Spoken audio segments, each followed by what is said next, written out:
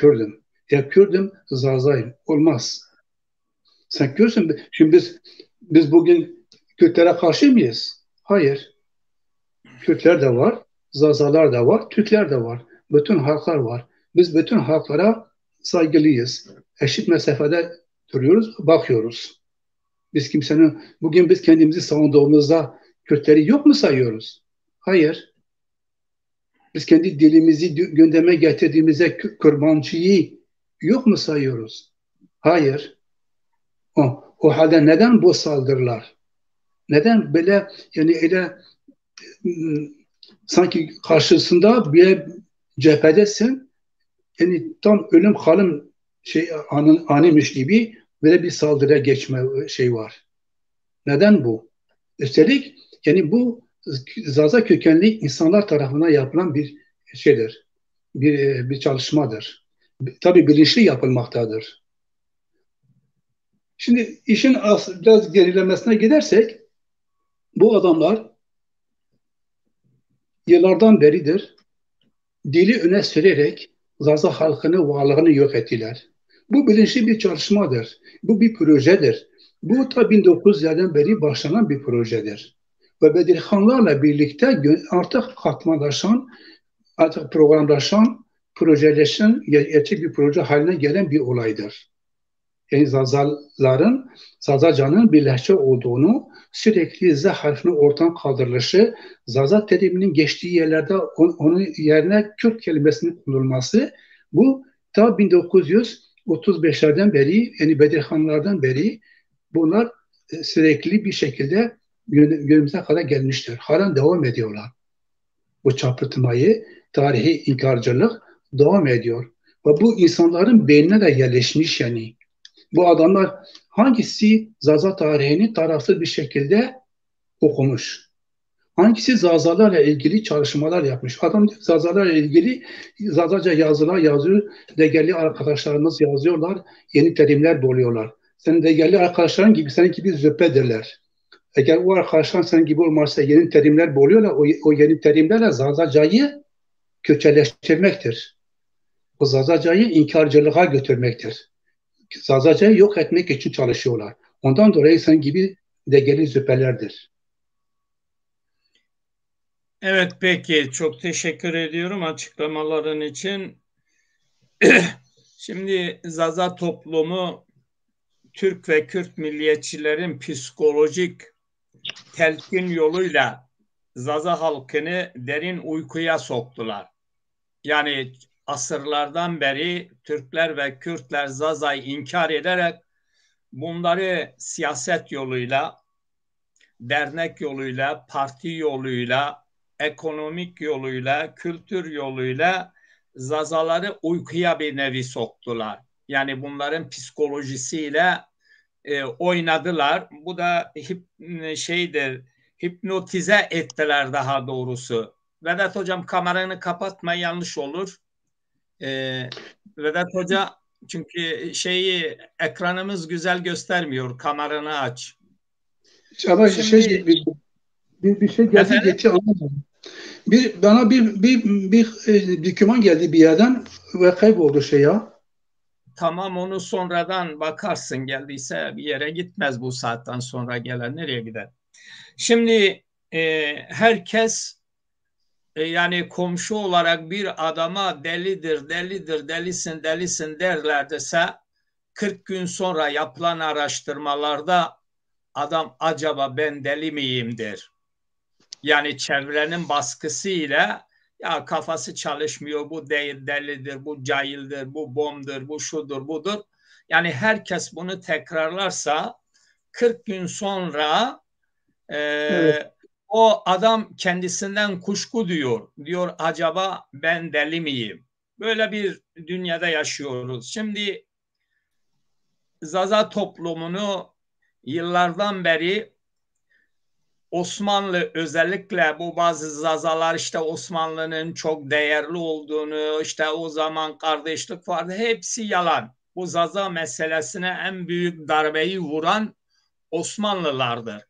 Osmanlılar Zazalara güvenmediği için Kürtleri öne çektiler. Zazaların bulunduğu bölgelerde Kürt ön Kürt ağalarını bunların başına, yani bugünkü anlamıyla paşa, vali, kaymakam gibi bunları görevlendirdiler. Bunlar da bu Zaza bölgelerinden bu Kürt paşaları, devletle işbirliğinde olan Kürt ağaları, Kürt şeyleri, bunlar Zaza toplumunu değiştirmeye Osmanlı ile birlikte yola çıktılar. Hatta katliamları da birlikte yaptılar Zaza'ya karşı. Şimdi biz bu gerçeği gizleyelim mi? Yani bunu gizleyelim mi? Yoksa bu tarihi gerçekleri konuşalım mı? İki yol var. Yani bunları konuşalım mı? Bunları gizleyelim. Gizlemek bir aydın insana yakışmaz. Yani bir haksızlık varsa, bu Zaza halkına karşı büyük bir haksızlık var. Bir haksızlık varsa bu haksızlığa herkesin cephe alması. Ben şimdi soruyorum. Türkler, Kürtler Zazaların varlığından niye rahatsız? Yani bir halkı inkar edersen, bir halkı yok sayarsan bu dünyanın en büyük düşmanlığı değil mi? Yani Zaza halkına karşı bunların dostluklarını ispatlasınlar. Öyle ya. Yani madem ki bu Zazaları sevenler varsa bunlar da Zaza halkını olduğu gibi kabul etmeleri, savunmaları lazım. Şimdi bunların geçmişten günümüze bunlar militanı azalacak, siyasetleri zarar görecek, Zaza halkını kaybedecek, oy potansiyelinden korkaya kapılacak. Türkler ve Kürtler bu yüzden Zaza'yı yok sayıyorlar. Yani böyle bir durumla karşı karşıyayız. Buna da ortam hazırlamışlar. Yani bir kişi hipnotez yaparsan, hipnotize edersen o kişi artık değişik bir toplum olarak ortaya çıkıyor. Yani insanlar şey yapıyor, diyor ki psikiyatriye gidiyor, diyor ki duvar üstüne geliyor. Sen diyor yürü duvara doğru. Adam yürüdüğü zaman o zaman düşünmüyor. Diyor ki duvar üstüne geliyor ya, o zannediyor ki kendisi ilerlemiyor, duvar üstüne geliyor. Yani bu Zaza toplumu bu şekilde dostlukları görmemiş. Yani bunların yaptıkları samimiyetleri yoktur. Zaza halkını inkar etmelerinden dolayı bunlar Zaza halkına düşmanlık yapıyorlar. Yani sizin varlığınızı, diyelim ki siz Hıdır Çeliker, Vedat Kaymak orada görünüyorsunuz. Ben burada derim ki ya boş verin, siz yoksunuz.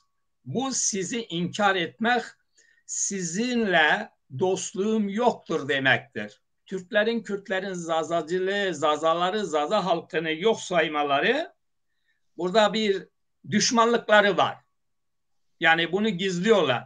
Tatlı tatlı yerine göre de ya siz bizim çaycımız olun, bizim bekçimiz olun, bizim askerimiz olun, bizim gerilamız olun, bizim partimize yol verin, destek oy verin, destek olun vesaire. Burada Zaza'ya karşı kesinlikle bir dostluk yok. Yani Zaza halkı uyuşturulduğu için derin bir uykuya girmiş. Yani kimisi din temelinde Hizbullahçılar, bazı Zazalar, Hizbullah'ı savunan Zazalar, adamın aklından, fikrinden diyor ki hedefim Kudüs'tür, ben Kudüs'ü kazanmalıyım. Yani Zaza halkının özgürlüğü, demokratik, akademik hakları aklından geçmiyor. Sen desen de diyor ya boş ver, önemli değil diyor. Şimdi aynı şekilde sol örgütler, sağ örgütler, Türk örgütleri, Kürt örgütleri kendi çıkarları için Zazaları şu ana kadar kullanıyorlar.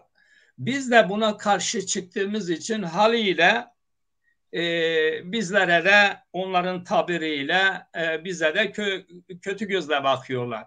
Yani bizim eleştirilerimizi düşman görüyorlar. Halbuki onların bizi, varlığımızı inkar etmeleri en büyük düşmanlık olduğunu gizliyorlar. Onlar her zaman diyor işte Zazacılar diyor Kürtlere düşmandır diyor. Halbuki esas büyük düşmanlığı onlar Zazalara yapıyorlar. Biz de bunu açığa çıkarmak için çalışıyoruz. Dün akşamki yayınımızda da gördüğümüz gibi adam neredeyse yani kendisinin ana dilinin Zaza olduğunu söyleyen şahıs Zaza halkı için, Zaza'nın coğrafyası için, kültürü için, tarihi için bir şeyini, kılını kıpırdamıyor. Şimdi Sayın Çeliker, sizce bu Zaza'yı inkar meselesi Zazalar için bir dostluk mudur? Burada bir art niyet mi taşıyorlar? Evet, hayırlı akşamlar diliyorum. Yine tekrar selamlar. Vedat Hoca'ya ve size selamlar, saygılar. Muhammed Bakın, dün akşam bir programımızda zaten belirtmişsiniz. Dersim'de iki farklı görüş diye. Farklı görüşler olabilir. Biz de dinledik. Farklı görüşler nedir? Hüseyin Hoca neyi diyor? İşte diğer konumuz ne diyor? Normal bir tartışma. Herkes kendi görüşünü, kendine göre kendi fikrini söyleyebilir, dinlenir. Nasıl kabul görür onu artık taksire bırakılır. Fakat birdenbire yani Vedat Hoca binlerce yıldan beri bir tarihi almış, bir kitabı meydana getirmiş. Yani büyük bir emek sarf ederek bir eser üretmiş. Yani birdenbire öyle saldırması gerçekten çok biçimsiz oldu. Yoksa dinliyoruz. Tamam, kendi fikrini söylüyordu. Ee, doğrudur, yanlıştır, kabul eden olur, etmeyen olur, o ayrı bir konu. Ama dediğiniz gibi karşı bir cephe sanki ne bileyim düşmanca bir tavır içerisinde yani olması gerçekten şaşırttı. Yani aydın bir insan, benim bildiğim kadarıyla aydın bir insan eğer gerçek bir aydınsa yani bırakın inkar etmeyi, hani var etmeyi, meydana çıkarma peşinde olması lazım. Yani böyle bir tez ortaya atılmış, bir zazalar hakkında kitaplar yazılmış, iddialar ortada, işte herkes tezini sunmuş. Yani buna bir değer biçmek, bunu bir değerlendirmek yerine birdenbire yani bunu kaldırıp çöpe atmak, onun başka bir konuma sokmak yani normal, bırakın aydın insanı, yani normal insanlığa da aykırı bir şey bence. Yanlış bir şeydir. Yanlıştır. Bir de hani misyonerlikten bahsetti. Her kurumun başında bir misyonerlik, bir zazacılık. Yani Hüseyin Hoca söyledi geldi. Yani biz zazacılık yapmıyoruz. Biz zazayız diye. Evet. Gerçek yani bu. Yani bu bir eğer şeyse yani bir zazacılık değil. Bir zaza bir halktır veya değildir. Dildir veya değildir. Ben kendi tezini sunabilirsin. Karşıdakini çürütmek için varsa delillerin ortaya sürebilirsin. Yani bunu işte ne bileyim böyle şey ortamda böyle güzel bir tartışmalı ortamda yürütebilirsin. Fakat doğrudan hani misyonerlik tamam vardır. Devlet de yapar bunu, bilmem işte kurumlar da yapar. Ha varsa herkes birlikte el birliğiyle bunu deşifre etmek yerine herkesi birdenbire misyonerlik onu yapan misyonerdir. Bunu yapan şudur bu. Yani yanlış bir şey oldu. Son zaman tartışmanın son şeylerinde gerçekten hoş olmayan şeyler yani bir aydınla bir ne bileyim bir işte yazar da herhalde arkadaşımız yakıştıramadık. Evet, Kürtleri yani Kürtleri hepimiz savunduk, hepimiz savunuyoruz. Partiye hepimiz oy verdik, veriyoruz. Yine de vereceğiz. Yani başka bir yol olmazsa yine vereceğiz.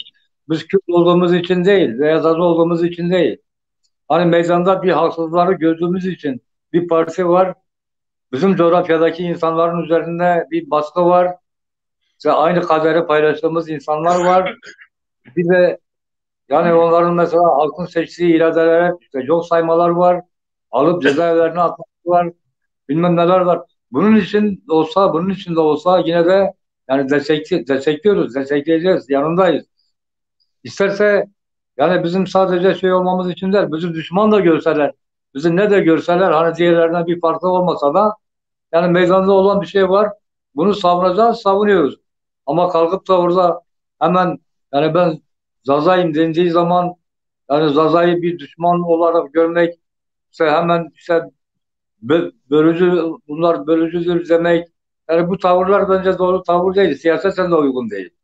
Yani akşamki arkadaşımız bilemiyorum. Yani siyaseten eğer bir siyasi çalışma içerisindeyse yani başarısız bir siyasetçidir. Bu kırıcı oldu yani. Bu bayağı bir kırıcı oldu, evet. Evet, teşekkür ediyorum açıklamaların için. Şimdi Osmanlı İmparatorluğu Koçgiri'de yaşayan Alevi Zazaların başına Erdebil tarafından aileler getirmiş, bunlara muhtariyet vermiş. Yani Kürtleri getirmiş, Osmanlı görevlendirmiş. Bu Koçgiri bölgesinin asimilasyon olması Koçgiri beylerinden ileriye geliyor. Onlar Kürttür, alttaki halk ise Alevi Zazadır. Bunlar Dersim kökenlidir aşiret itibariyle. Hepsi Kurmeşan'dır, Behtiyar'ındır vesaire. Şimdi Hıranlardır, Zerikanlardır, Saranlardır. Bunlar hepsi Dersim aşiretlerinin devamı. Bunlar Zaza Aleviler. Ama bu Koçgiri beyleri Kürt kökenli Osmanlı getirmiş, bunları bir vali olarak, bir kaymakam olarak, zaten onlar da diyor, Mustafa Bey diyor ki Zara kaymakamıydı diyorlar. Yani kendileri de bunu itiraf ediyorlar. Koçgiri beyleri getirdiler, görevlendirdiler. Yani bu Osmanlı getirdi. Onun devamı olarak bugün Türkiye Cumhuriyeti devlet hazinesinden sizle yüklü miktarda HDP Kürt Partisi'ne oy veriyor. Para veriyor, pardon. Yani bugünkü şeylerde her sene Kürt Partisi'ne yüklü miktarda TC veriyor, para veriyor. Bu da yetmiyor. Onlara diyor ki, yani Yüksek Seçim Kurulu vasıtasıyla Türk siyaseti, Yargıtay kararları, Anayasa Mahkemesi Kürtlerin önünde hiçbir engel bırakmamışlar. Kürtlere diyor ki, ya sen istersen muhtar ol, Kürt Partisi'nden muhtar ol, sen istersen diyor belediye başkanı ol, sen istersen diyor efendime söyleyeyim şeyi ol diyor, milletvekili ol ya da parlamentoda grubu olduğu için ortak kararımıza da diyor iştirak edin, bütçe tartışmaları. Yani devlet bu Kürt çevresini örgütlemiştir, bunlara görev vermiştir. Şimdi bu arkadaşlar bu devletin görevlendirdikleri Kürtlerin bu devletle işbirliğini görmüyorlar. Bir Zaza ufak bir dernek kurarsa, bir Zaza ufak bir dergi çıkarsa hemen buna karşı çıkarlar. Yani şimdi bunların dostluğu Zazalara karşı bir dostluğu var mı yok mu ona bakmak lazım. Yani adama soruyorum, kardeşim diyorum ki Türkiye Cumhuriyeti sömürgecidir. Kürtleri de işte belediye başkanlığına görevlendiriyor, encümana görevlendiriyor, muhtarlığa görevlendiriyor, milletvekilliğine görevlendiriyor vesaire vesaire. Sendeki bu Türk devleti Zazaları da bu kanallarda görevlendirdi dediğim zaman adam cevap vermiyor. Yani cevap veremezler. Çünkü belge koyuyoruz. Belgelerde bunu söylüyor. Şimdi biz iki halkın arasından kalmışız. İki güç birliğinden olan Türk ile Kürtlerin arasından kalmışız. Bizi eziyorlar. Şimdi Türkler ve Kürtler diyor ki Zazaların hiç sesi çıkmasın. Zaza'nın dili kaybolmuş. Türklerin, Kürtlerin ömründe değil. Senin Zaza dili kaybolmuş. Şimdi onların umrunda değil ki. Yani bugün TRT Şiş'te Kürtlerindir. Devlet onlara bu alanları da açmış. Türkiye'de Kürt Enstitüsü de vardır. Yani nerede baksan devletle iç içe çalışıyorlar. Ama Zazalar bir kişi bir adım atarsa, bir doğru bir şey söylerse hem Türklerden hem de Kürtlerden böyle düşman temelinde bir görüşleri vardır. Saldırganlaşıyorlar, böyle alışmışlar. Bu nereye kadar gider? Yani biz yok mu olalım? Biz de kendi ayaklarımızın üzerinde direnelim mi?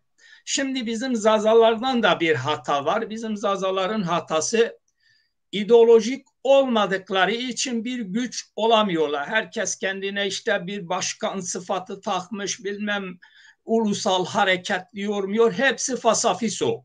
Yani bunlardan ideolojik birlik yoktur. Toplumu ileriye götüren kararlı, dürüst bir ideolojiden insanların hareket etmesi, Zazaların da aydınları, geri kesimleri, biraz uyanan kesimler hala Zazalık nedir, nasıl savunulur? Bunun farkından değil. Bunu fırsat bulan Kürtler ve Türkler Zazalara habire yükleniyorlar. Yani diyor ki siz bize düşmanlık yapıyorsunuz. Onların düşmanlık dedikleri şey, Zazalar uyanırsa onlar ekonomik, politik, siyasi güçlerini kaybeder. Bütün korkuları bundadır. Şimdi bir halk diğer bir halkı eziyorsa bizim dürüst insanların buna karşı bir tavrı olması lazımdır diye düşünüyorum. Yoksa biz istiyoruz Kürdistan mıdır özgürleşsin kardeşim. Arabistan mıdır özgürleşsin, ama Zazad halkı da Türkler gibi, Kürtler gibi, başka toplumlar gibi Zaza'nın da özgürlük hakkı vardır. Zazayım diyen Zazaların özgürlüğünü savunmayanlar da işbirlikçidir. Yani onlar bizden değil. Yani Zaza adını kullanarak benim bayrağım Türk bayrağım demesi, işte Türkiye benim de ülkemdir demesi, o işbirlikçiliktir. Bu türlü kirli insanlar her toplumda vardır. Sadece Zazalardan yoktur. Yani Kürtlerden de Devlet Partisi'nden Kürt olarak onlara oy verenler, onlara işbirliği yapanların haddi hesabı yoktur. Böyle bir durumla karşı karşıyayız. Şimdi Vedat Hoca, bu toplumu uyandırıyoruz. Bunun başka yolu yoktur. Bu uyanma sürecinden bu saldırılara karşı Zazaların birlikte nasıl hareket etmesi gerekiyor? Yani bu tartışıyoruz. Siyasettir, tartışıyoruz. Biz de kendimizi siyasette savunmalıyız. Her alanda da savunmalıyız. Sizce bu Zazaların birlik konusunda içten ve dıştan gelen saldırılara nasıl tepki vermesi lazım? Çünkü bir Zaza yayınına, bir Zaza bağımsız düşüncesine saldırı olduğu zaman bazı Zazalar, geri kesimler bile saldırıyor. Yani neden bu durumdayız? Bunun sebepleri nelerdir? Biraz da başka bir arkadaşımız da yayına katılıyor. Şimdi Mehmet Yoldaş, Zazalarla uğraşacağımıza sürekli Kürt milliyetçilerinin Zaza diline karşı olan düşmanlığını üzerine durmalıyız. Düşmanlığını teşhir etmeliyiz. Neden diyeceksin? Çünkü Zazacayı, Zaza dilini lehçe göstermek demek, beni eşittir Zaza halkını inkar etmek demektir.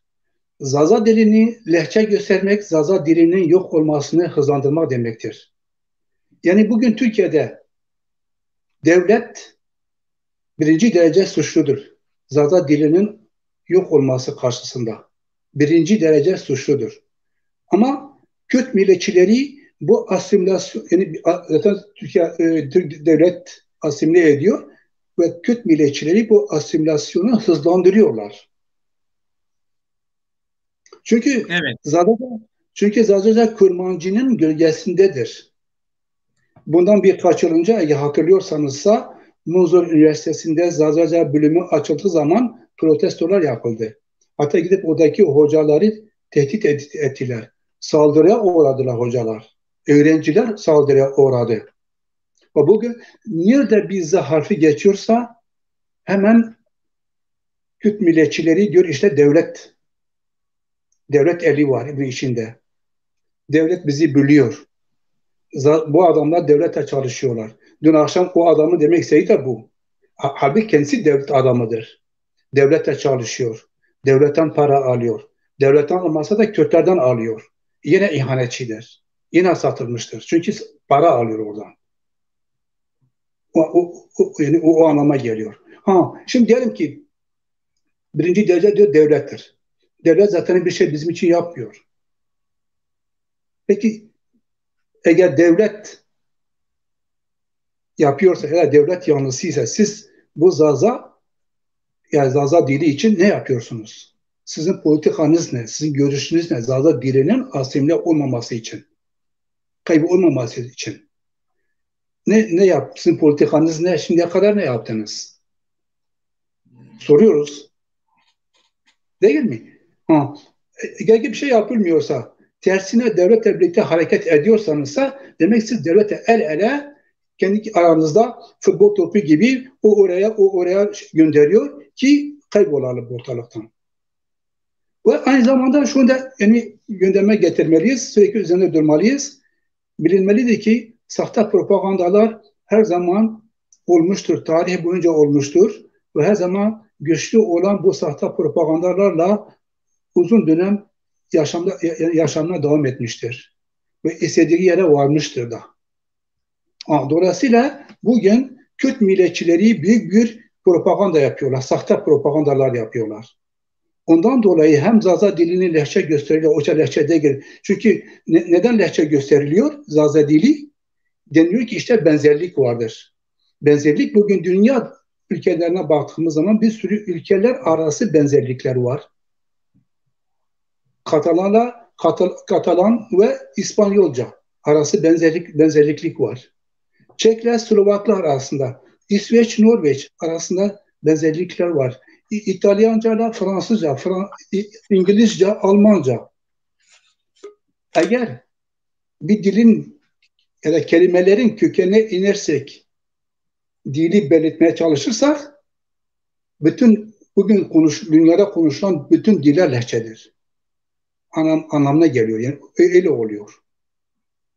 Dolayısıyla bunların söylemiş oldukları bilimden uzak bir söylentidir. Bu bilimsellikten uzak teorilerdir. Çünkü dil bilimcileri, ben dil bilimcisi de değilim ama dil bilimcileri söylüyorlar.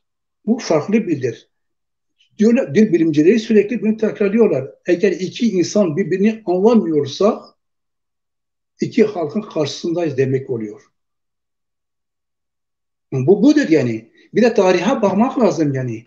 Biz diyoruz ki Kürtler iki aşiret olarak Bajnavi Botan olarak 1200 yılında Makedonya'dan bu Hırvatistan'dan üzerinden gelmişler. Ümriye Gölü'nün bugünkü İran'daki Ümriye Gölü'nün doğusuna yerleşmişler. Man bölgesine. Sümerce'de Kür alan demek. Yani yurt demektir. Onlar Kür ve Man'ı birleştirmiş, Kürman olmuş sonradan. Dolayısıyla böyle giremiyorsunuz ya sesten ya da kameranızdan bir sorun var diyor. Çıkınız, yeniden giriniz ya da yeniden size link atayım. Tekrar. Buyurun hocam. Bu iki aşiret oluşumlarını ben söylemiyorum. Bunu Ekrem Kurgal söylüyor. Bu da Anadolu Uygarlıkları kitabında ansiklopedik uygarlıklarında yazıyor. Ekrem Akurgal diyor ki Kürtler Hırvatistan'dan, Makedonya'dan gelmişler milattan önce 1200 yıllarında ve aynı dönemde Ermeniler de o dönemlerde gelmişler. Gelip o alanlara yerleşmişler. Dolayısıyla bunlar bizden sonra gelen insanlardır. Biz buranın en kadim halkıyız. Anadolu'nun en kadim halkı Zazalardır. Biz Ma kültüyle, Za kültüyle ve Homa kültüyle aynı zamanda Het kültüyle 4 tane kült var. Bizim varlığımızı belirleyen, dünyada bütün halklar kendilerinin tarihlerini yazarlarken ya da asırlarını gündeme getirirken geçmişlerine giderler ve belli terimler üzerinden kendilerini ispatlıyorlar. Onlar bir terim alıyorlar. Bizim binlerce terimimiz var. Ama bu 4 tane ana terimdir. Ma, Het, Za ve Homa terimleri. Bunlar kültür ve Zazacadır. Zazalardır. Hiç kimse bizi inkar edemez. Kürt siyasetçileri bizi tamamıyla inkar ediyorlar, sahte propaganda yapıyorlar ve onlar kendileri milliyetçidirler, ırkçıdırlar ve Zaza halkından özür dilemelidirler. Neden diyeceksiniz ki? Çünkü 1200 yıl, milattan önce 1200 yılında Ümriye'nin doğusuna gelip yerleştikten sonra Asurlarla işbirliğine girdiler. Ve o dönemlerde zaten Hitit İmparatorluğu'nun son dönemiydi 1200 yılında. Zaten Asurlar son veriyor da son darbeyi onlar vuruyor. onlarla ilişki içerisindedirler ve Zazalara karşı sürekli savaş halindedirler. Zazalar tabi ortada görülmüyor. İsim olarak ortada görülmüyor Zazalar. Ta ki Partlar döneminden sonra Sasani dönemlerde Zazalar ortaya çıkıyor. Zazani İmparatorluğu. O dönemlerde yine Kürtler 300 yıl boyunca Zazaların egemenliği altında kaldılar. Egemenlikler altında kalmasıyla birlikte, yani kalmalarından dolayı bir kin, bir öfke doğdu bu insanlarda. Ondan dolayı ne zaman ki İslam ordusu, yani İslam'da daha doğrusu Arap orduları, çünkü Muhammed'den önce Araplar gene Zazani İmparatorluğu'na saldırıyordu. Yani 400'lerde, 500'lerde saldırıyorlardı. O zaman daha Müslümanlar diye bir olay yoktu ortalıkta. Araplar saldırıyorlardı Zazalara, Zaza halkına saldırıyordu, Zaza topraklarına saldırıyordu. Orayı ele geçirmek için. Bunlar zaten istiyorlardı ki yabancılar oraya gelsin. Ve ne zaman ki Müslümanlar, yani Arap orduları 637 yılında İspahan'a geldiklerinde ilk Müslümanlığı kabul eden, Arap ordusuna katılan, Zazalara karşı savaşan Kürtler oldu. Bu birinci savaştır. Zazalara Kürtlerin karşı karşıya geldiği ilk savaş. 637 yılında Araplarla birlikte Kürtler Zaza halkına karşı İran'da savaşmışlardır. Ve Araplar dediler o zaman bütün ülke halklara, biz size ganimet vermiyoruz. Zaten Araplar ganimet için savaşıyorlardı o dönemlerde. Bize birlikte savaşacaksınız, size alan vereceğiz. Ondan dolayı da ki Kürtleri biz Cezire Botan'da görüyoruz. Cezire Botan onların kalesi oldu. Emeviler döneminde orası onların kalesi oldu. Ama ne zaman ki Emevilerle Abbasiler karşı karşıya geldiler 750'lerde Emevilerin büyük bir kısmı kaçtı gitti, Kürtlere sığındı o Cezire Botan'da. Hıdır Çeliker çık yeniden gir bura çünkü yayının çekmiyor. Hıdır bura çıkın yeniden girin. Evet hocam dinliyoruz. Bülent Bey siz de hoş geldiniz. Hoş bulduk, merhaba herkese. Evet hocamız yoruldu herhalde. Bülent Hoca'ya da bir sorularımız olsun. Tekrar hocaya döneriz. Bülent Hoca Zaza halkını inkar etmek Zaza dostluğu tamam, değil mi? Mehmet Yoldaş şimdi bitmedi ki sen ikide bir ara görüyorsun şimdi olmuyor ya işte böyle. Çünkü cevap etmedi. Buyurun Vedat Hoca, Vedat Hoca iyi bir noktadan devam ediyor. Şimdi sen olayı anlatmak lazım. Halk anlamalıdır. Tarihi bilmelidir.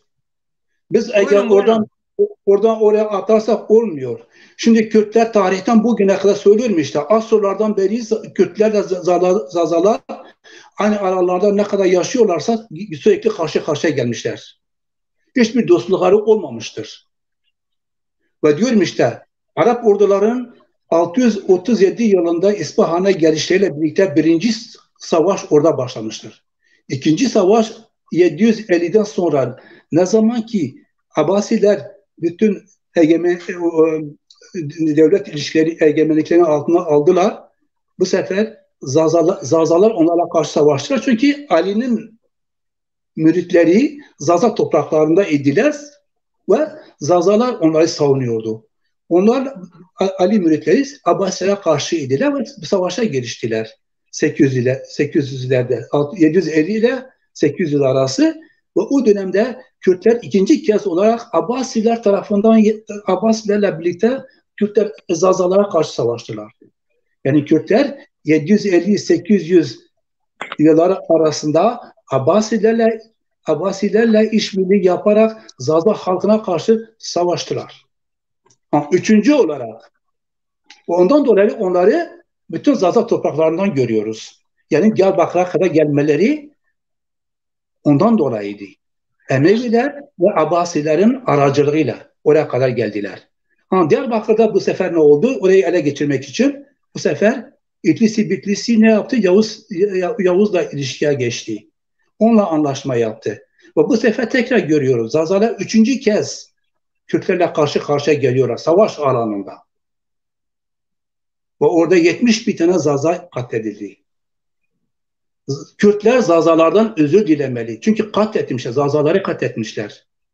Hangi tarihte oluyor? Hangi tarihte? 1514. Peki, buyurun. 18 Ağustos'tan itibaren savaşa görüşülüyor İranlarla, yani Şah İsmail'le Yavuz. O zaman Zazalar zaten Şah İsmail tarafında, o Kürtler de Yavuz'la birlikte savaşıyorlar. Hatta İdris Bitlisi bir mektup gönderiyor yani Yavuz'a. Diyor ki işte bize yardım edin ki biz bu Kızılbaşları burada yok edelim. Öldürelim, çıkartalım bunları bu topraklardan. Zaten 70... Yavuz, buna bir parantez açayım. Zaten Yavuz diyor, Kürtler olmasaydı biz Kızılbaşları, biz Zazaları yenemezdik diyor. Aynen. Tabii katılıyorum. Tabii bu devam ederek Hamide alalarında da aynı şekilde aynı şeyleri görüyoruz. Aynı Evet. yani hakları görüyoruz. Ve Zazalar artık sindiler, yok oldular, ezildiler, öldürüldüler, sürgün edildiler. Kimse artık sesini çıkaramadı. Ondan sonra 1900'lerde Zazaları artık Kürt olarak göstermeye başladık. Hatta 1500'lerden sonra o sancaklar kuruluyor ya, Kürt sancakları. O zaman işte herkes Kürttür. Zaza terimi ortadan kaldırılıyor. Ve 1900'lerde bu resmileştiriliyor bir kere Kürt milliyetçileri tarafından. Ve onun içindir ki o dönemlerde o İstanbul'da olan bazı Zaza aydınları, yani çok nadir, onlar da kendilerini yalnız hissediyorlar, tek başınadırlar. İster istemez oradaki kültürel derneklere giriyorlar bu Kürtmanşların ve Kürtmanşlar da onları yapmak için, kendi saflarına çekmek için, o Zazaların da Kürt olduğunu söylemek için onlara Zade ismini bile veriyorlar. Kürtizade bilmem falan kes, Kürtizade bilmem Ali Muhammed, bilmem Remzi bilmem ne. Öyle isimler takıyorlar. Kürdili Hicazkar makamında ezan var. Ama bunlar hepsi yani bilinçli, planlı olarak yapılan şeylerdir. Bir politikadır. Günümüzde de Türk ve Kürt kavgasında bütün azınlıklar yok sayılıyor. Sanki sadece ikisinin...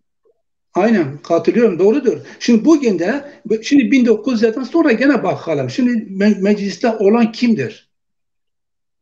Çünkü geçen gün o Zaza kökenli adam diyordu ki işte Zaza halkın diyen, Zaza ayrı bir halk varlığını savunanlar Kürtleri biliyor. Onlar şey derler, yani karşı anti-Kürtçüdür, onların ölümü haktır. Düşünebiliyor musun böyle bir saldırganlık? Bak nasıl bir propaganda yapıyor adam. Oysa sana ölümün haktır. Sen ihanetçisin. İhanetliysen yapıyorsun.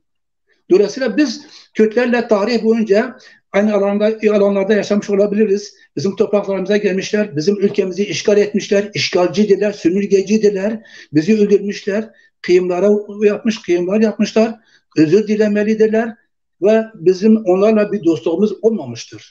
Bizim zorunlu dostluğumuz 1900'lerden sonra artık aynı alanlara bizi yerleştirdiler. Çünkü 1900'den sonra ister istemez iki halk da zulüme uğradı. Yani gerçekçi olmak lazım. Hem Türkler hem... Ben şunu böyle açıklamak istiyorum izin verirseniz.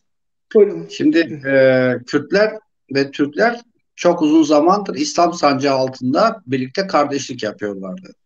Birlikte hareket ediyorlardı. İlk Müslüman olan toplum Kürtlerdir. Sonra da Türklerdir. Kürtler daha Muhammed zamanında İslamlaşmaya başladı. Müslüman oldular. Ve Türklerle beraber birlikte hareket ettiler. Zaten onlar kendileri kendi tarihlerini açıklarken diyor ki biz Anadolu'nun Mezopotamya'nın topraklarına beraber girdik. 1071'de biz beraber bu kapıları açtık. Beraber geldik diye. Şimdi kendi tarihlerini inkar edemezler. Bunlar birlikte hareket ettiler, birlikte geldiler. O zamana kadar Zazaların inançları farklıdır, kültürleri farklıdır, dilleri farklıdır, coğrafyaları farklıdır, her şeyleri farklıdır. Giyim kuşamları farklıdır, yemekleri farklıdır. Şimdi ne yapıyorlar bunlar? Birlikte kardeşler. birlikte hareket ediyorlar. Her yere birlikte gidiyorlar.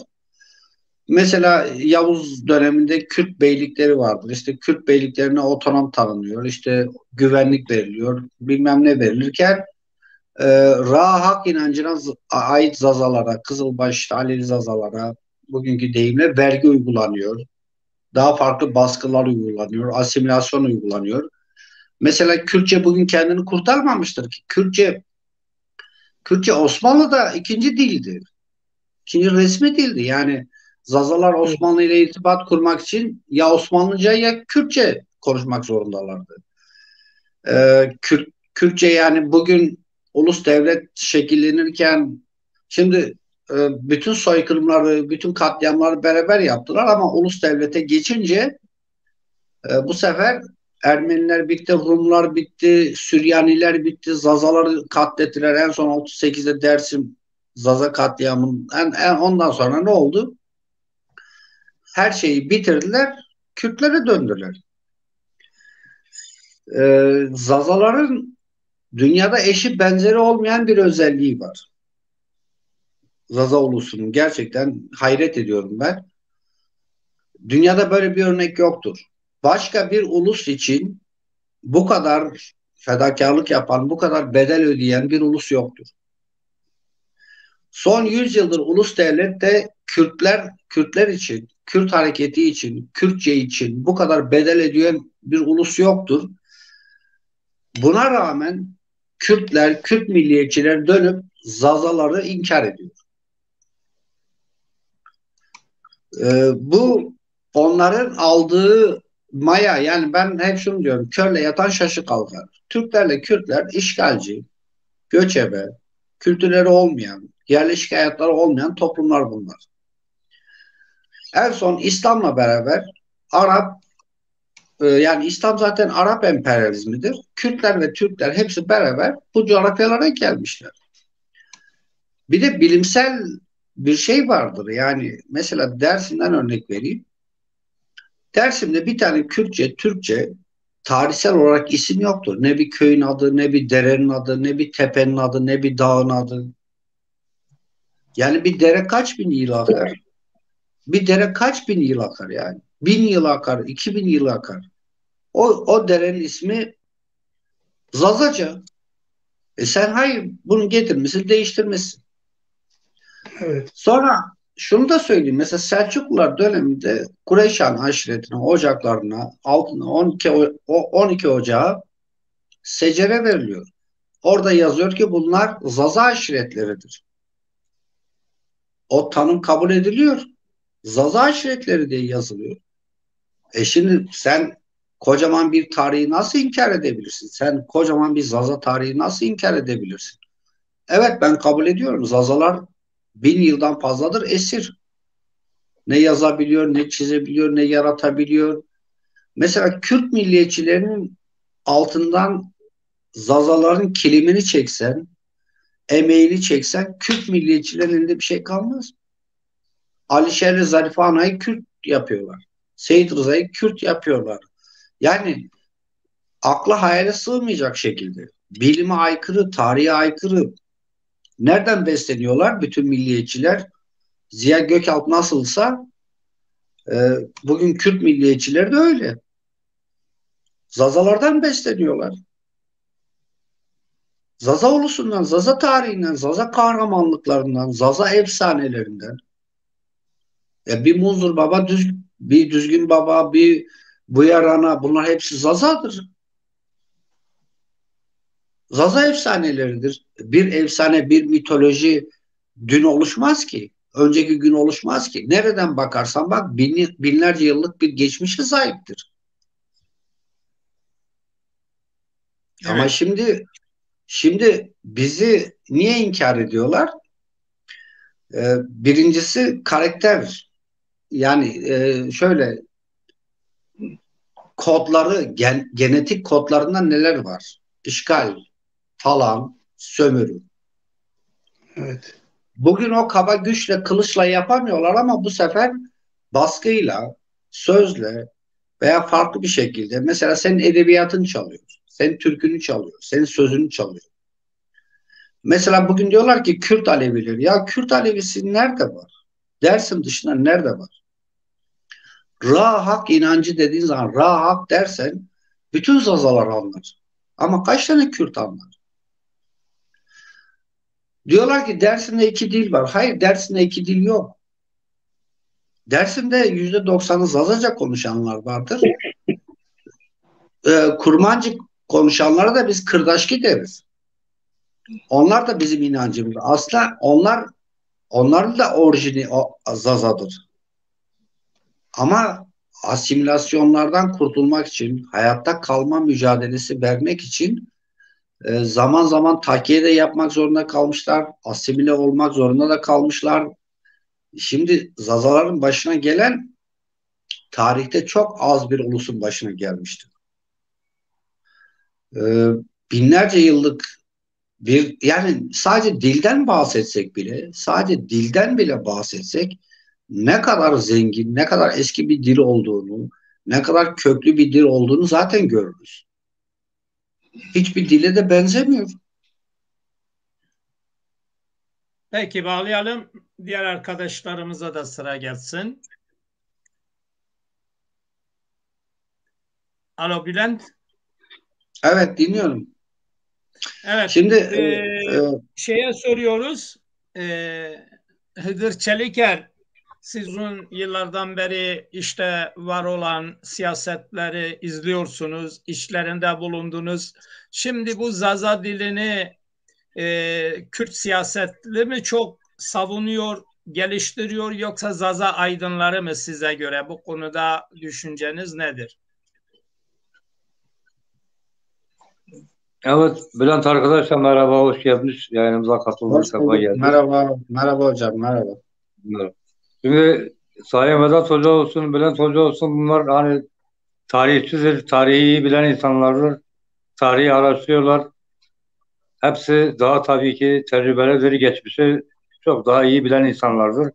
Biz ancak geçmişi hani resmi tarihi belki biraz biliyoruz ama bu kadar detaylı tarihi Vedat Hoca gibi, Hüseyin Hoca gibi, Bünyamin Hoca gibi hocalardan daha feyizlenerek daha derin bilgilere ulaştık. Onu yeni yeni öğreniyoruz. Fakat siyasi yani bizim yaşadığımız tarihimiz yani bizim gördüklerimiz içerisinde bu süre içerisindeki siyasette yani elbette ki yani bir tek millet bir ulus herkesi inkar etmiştir, herkesi yok saymıştır, herkesi ezmiştir. Burada bir Kürt hareketi büyük mücadele vererek kendine işte var etme peşinde olmuştur. Bir alan yaratmıştır, bir alan açmıştır. Bunu görüyoruz, gördük bunu. Ve yani diyelim işte Zazalara olsun, Ermenilere olsun, işte ne bileyim diğer halklara, işte Lazlara, Çerkezlere olsun. Yani onlar için belki belirli bir mücadele vermese de bir alan açılmıştır. Herkes o alanda yani kendine kendine bir konum edilmiştir. Yani bu güzel bir şeydi. Bu bir mücadele sonucu gelişmiştir. Bu Zazalar için herhangi bir şey yapılmış mıdır? Tabii ki Zazaların tarihçileri, hocaları kadar zerre kadar bir şey yapmamışlardır. Onların yaptıkları daha saygın, daha değerli, daha elle tutulur çalışmalardır, başarılardır. Yani bir Kürt hareketi evet Zaza varlığını bilmem işte yani Zaza'yı genelde evet geçiyorlar, es geçiyorlar. Yani tümden kendilerinden sayıyorlar nedense. Ben diyorum acaba çok sevdiklerinden midir? Herhalde biz kardeş miyiz? Çok sevdiklerinden midir? Ama nasıl oluyorsa yani birisi bana sorduğu zaman hani dediğim gibi yıllardan beri yani biz de bu harekete yani destek verdik. Yani bu harekete derken bu siyasi partinin durumlarını gördükçe hepimiz kendimize yani ben kendime yani geldik bir şeyler gördük. Diyelim biz Diyarbakır Ses kesiliyor. Ses kesik geliyor. Evet. Selçuk Ses kesiliyor. Anlamıyoruz. Evet, arkadaşın yayını sorun var. Ne bileyim. Hıdır Bıra anlamıyoruz. Anlaşıldı. Çık yeniden gir, senin yayınında gene biraz sorun var. Hıdır Hoca. Bir insan seçilmiş. Yok anlaşılmıyor. Hıdır Hocam. Çık yeniden gir Hıdır Hocam. Evet. Hıdır Hoca gelince tekrar devam ederiz. Hıdır Hoca düştü tabii. Vedat Hoca, şimdi Kürtler birinci derecede bu Osmanlı belgelerinden bahsediyorlar. Yani sömürgecilerin belgeleri ne kadar doğrudur? Siz bir tarihçisiniz. Gerçekten yani sömürgeciler kendi sömürgelerinden kime hizmet ediyor ya da niyeti nedir? Onlar hep Osmanlı belgelerinden bahsediyorlar. Bunlar ne derecede samimi? Osmanlı belgeleri hep onların lehinedir. Tabii ki onlardan bahsederler. Biz de onu söylüyoruz işte. Yani bugün Türkiye'de yani Zazalar ve Kürtler iyi dinlesinler. Çünkü bugün devlet Z harfini var ya, Z harfini dile getirdiği zaman hemen Kürt milliyetçileri bağırıyorlar. Kürtleri biliyorsunuz. Zazaları öne çıkartıyorsunuz. Halbuki bu devlet adamları kullandığı tek bir terim var Zazalara yönelik. O da bayramlarda ya da seçimlerde propaganda için, oy almak için Zaza kardeşim. Yani bundan ne var? Zaza kardeşim. Buna bile tahammül etmiyorlar. Oysa kendileri hiçbir şey sunmuyorlar da. Baktığımız zaman Türkiye'de hiçbir parti Zazaları tanımıyor. Tanımıyor tabii. Ama diyorum seçimler özellikle için özellikle HDP daha çok inkar ediyor. Tabii bütün partiler inkar ediyor. Başta Kürtler zaten inkar ediyorlar. İstemiyorlar ki Z harfi bile kullanılsın. Kendileri bile kendi terimlerinde çıkarmışlar. Z harfini kullanmıyorlar. Yok, ben buna tanık oldum. Dersim'de Nevroz kutlamalarında bütün dillerde İngilizce yazmış, Arapça yazmış, Türkçe yazmış, Kürtçe yazmış ama Zazaca yazmamış. Ben özellikle bunu paylaştığım için HDP merkezinden beni aradılar. Yanlışlık olmuş dediler. Hayır dedim, bu bir yanlışlık değildir. Yani bir halka yanlışlık yapılmaz. Bu bilinçli bir şeydi.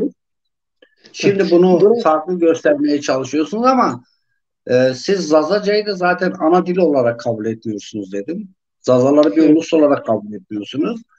Yani Kürt milliyetçileri bugün devletten aşağı, yani taş çıkartır hatta. Devlete taş çıkartır. Ben zaten onun için söylüyorum ki hem Zazalar, onların içinde mücadele veren Zazalar da ve Kürt kardeşlerimiz de bilsinler ki Kürtler 1637 yılından bu yana hep egemenlerle birlikte el ele çalışmışlar. Evet. Birlikte bugüne kadar gelmişler. Şimdi bugün meclise bakalım. Her ne kadar Kürt halkı eziliyor, sürülüyor, zulüme maruz kalıyor ama egemen sınıfı meclistedir. Kendi çıkarlarını gündeme getiriyor. Bu tesadüf değildir. Şimdi bu tesadüf değildir. Kürt halkı yüzyıllarca ağalar, beyler tarafından yönetilmiş. Feodal. Zaten ona değinecektim. Diyecektim ki zaten halk bir ele kokladı. O olarak, biçimsel olarak ondan söz ediliyor. Ama egemen sınıf Osmanlılarla olsun, devlet adamlarıyla olsun, devletiyle olsun sürekli el birliğiyle birlikte hareket ediyorlar bugüne kadar. Evet. O belgelere gelince, belgelere doğrudur. Osmanlılar 1514'ten sonra, çünkü Kürtlerin, o Kürt ağalarının 25 tane Kürt ağası, Kürt beyi İdris Bitlis'e mektup yazdılar. Pardon, İdris Bitlis'i Yavuz'a götürdü mektubu. Yazmışlardı birlikte o 25 kişi. Ona riayet edeceklerini söylüyorlar. Bu adam da zaten bunu istiyor. Zaten Kürtler olmadan Doğu sınırını koruyamayacağını söylüyordu. Çünkü Batı'da savaştaydılar o dönemlerde. Durum bu olunca ister istemez Kürtlüğü öne çıkardı adam. İkinci resmi dil oldu Kürtçe Osmanlı topraklarında. Yani Osmanlı döneminde. Ve ondan dolayı sancaklar kuruldu. Onlara Kürdistan sancakları ismi verildi. Onlar bunlara dayanarak söylüyorlar. Ama bunları yaratanlar kimlerdir? Bu isimleri çıkaranlar kimlerdir? Bu isimleri, bu imtiyazları size verenler, tabii Kürt ağaları o dönemlerde beylikleri otonom bir şekilde alanlarını yönetiyorlardı. Yani özek idiler. Özellik vardı. Özellik statüsüne sahiptiler. Adam hastanı asar, öldürürdü. Her şey onların elindeydi. Ama bu olunca Kürtçe gelişmişti. Yani Kürt dili, Kürtlüğün varlığı, bütün sosyal ilişkileri, siyasi ilişkiler varlığı bir nevi artık yeri yerine oturmaya başlıyor. Osmanlılar yani 1514'ten sonra. Ve yeri yerine oturmuştur. Şimdi bugün biz diyoruz ki Zazalar Kürtlerle ne coğrafik, ne kültürel, ne siyasi, ne tarihi alanlarda birbirimize benziyoruz. Zaten dilde hiç benzemiyoruz. Şimdi bugün dili konuşuyoruz ama bu alanlar da var. Coğrafi olarak Zazalar şu anda Türkiye sınırları içerisindedir diyelim. Goranlar da var. Hiç ondan bahsetmiyoruz. Gerçi etmemiz lazım ama etmiyoruz. Hata ediyoruz. Ama bugün Zazalar sadece Türkiye içerisinden ses çıkartıyorlar. Ama oysa Kürtler hem Türkiye'de hem Irak'ta, İran'da, Suriye'de parçalanmışlıkları onlar için bir avantajdır aynı zamanda. Çünkü bir yerde bir sorun oldu mu diğer tarafa gidiyorlar. Dillerini, kültürlerini geliştirebiliyorlar. Hatırlıyorum Irak'ta olduğu zaman Türkiye'de şey yapılıyordu. Türkiye'de olduğu zaman İran'da yapıyorlar ya Suriye'de. Ve bugün Irak'ta bak bir şey var. Bir otonom bir devlet var. Bir hükümet var. Suriye'de bir bölge ayrılmış. Uluslararası göçler o alana gelmek için bu sefer Kürtlerle ilişki içerisine giriyorlar. Ve Kürtleri geliştiriyor. Kürtleri öne sürüyor. Ve uluslararası ilişkilerde Kürtler meydana çıkıyor. Oralara müdahale etmeye çalışıyorlar. Kürtçe ve Kürtler artık tanınmış bir halk ve dildir. Zazalar peki biz hiçbir şeyiz. Siz nasıl bize saldırıyorsunuz? Nasıl cesaret edip nasıl kendinizde yeni bir insani ahlak bulup Zaza halkına saldırıyorsunuz? Zaza aydınlarına veyahut da onları şu bu terimlerle ya sıfatlarla adlandırıyorsunuz. Devlete ilişki içerisinde olan Kürtlerdir. Kürt milletçileridir. Kürt siyasetçileridir. Zazalar hiçbir zaman olmamıştır. Devlet bize ilişki içerisine gelse biz geçeriz gene. Çünkü biz kendi ulusal çıkarlarımız uğruna bütün devletlerle ilişki kuracağız. Kurmalıyız da. Bunlar siyasettir. Bu bir politikadır. Bunlar diplomasidir. Bunun adı diplomatik ilişkilerdir. Ama ne yazık ki şimdiye kadar kimse bizi ciddi görmediği için çünkü bir daha biz o aşamaya gelmemişiz. Kürt ve Zaza halkı bilsin ki Kürt milliyetçileri bugüne kadar Zazalara yönelik hep yalan, inkarcı bir politika uygulamışlar. Ve halk biliyor ki Zazacayla Kurmancı aynı dildedir. Çünkü konuşuyorlar ve halk biliyor, ayrı diller konuşuyorlar, birbirini anlamıyorlar. Buyurun. Evet. Peki çok teşekkürler Vedat Hocam. Rica ederim. Vedat Hocam devam mı, tamam mı? Ben bilmiyorum siz şey yapıyorsunuz, devam ederiz. Yok şaka ettim. Devam edeceğiz. Tabii eskiden Türklerin bir marşı vardı.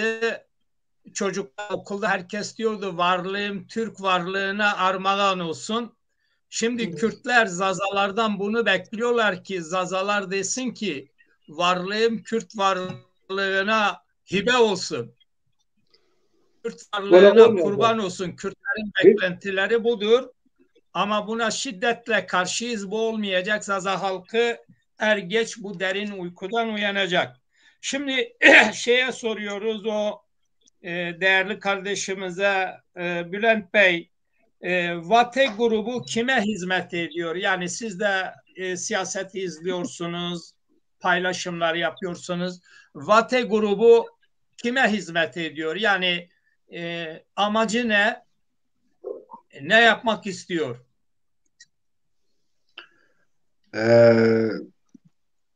Siyasetin iki çeşidi vardır tarih boyunca. Biri karşıdan gelir, düşmana karşı tavrını alırsın, gardını alırsın. Biri de tarih boyunca adlandırılan, bugüne kadar gelen mitolojik bir şey vardı. Truva atı. İçeriden yıkanlar. Şimdi içeriden yıkanlar dışarıdan saldıranlardan daha tehlikelidir. Bizim zaten en büyük sorunumuz da bu. Mesela bugün Kürt milliyetçilerinin bakıyorsunuz birçoğu Zaza. Ana dili Zazaca, kültürü Zazaca, annesi Zazaca'dan başka bir kelime bilmiyor. Ama bakıyorsunuz devşirme olmuşlar. Şimdi Vate grubu e, Zazaca yazıyor, çiziyor ama götürüp seni Kürt'e bağlıyor. Hani Ziya Gökalplar olur. Mesela Mustafa Kemal'in imzasını atan Ermenidir.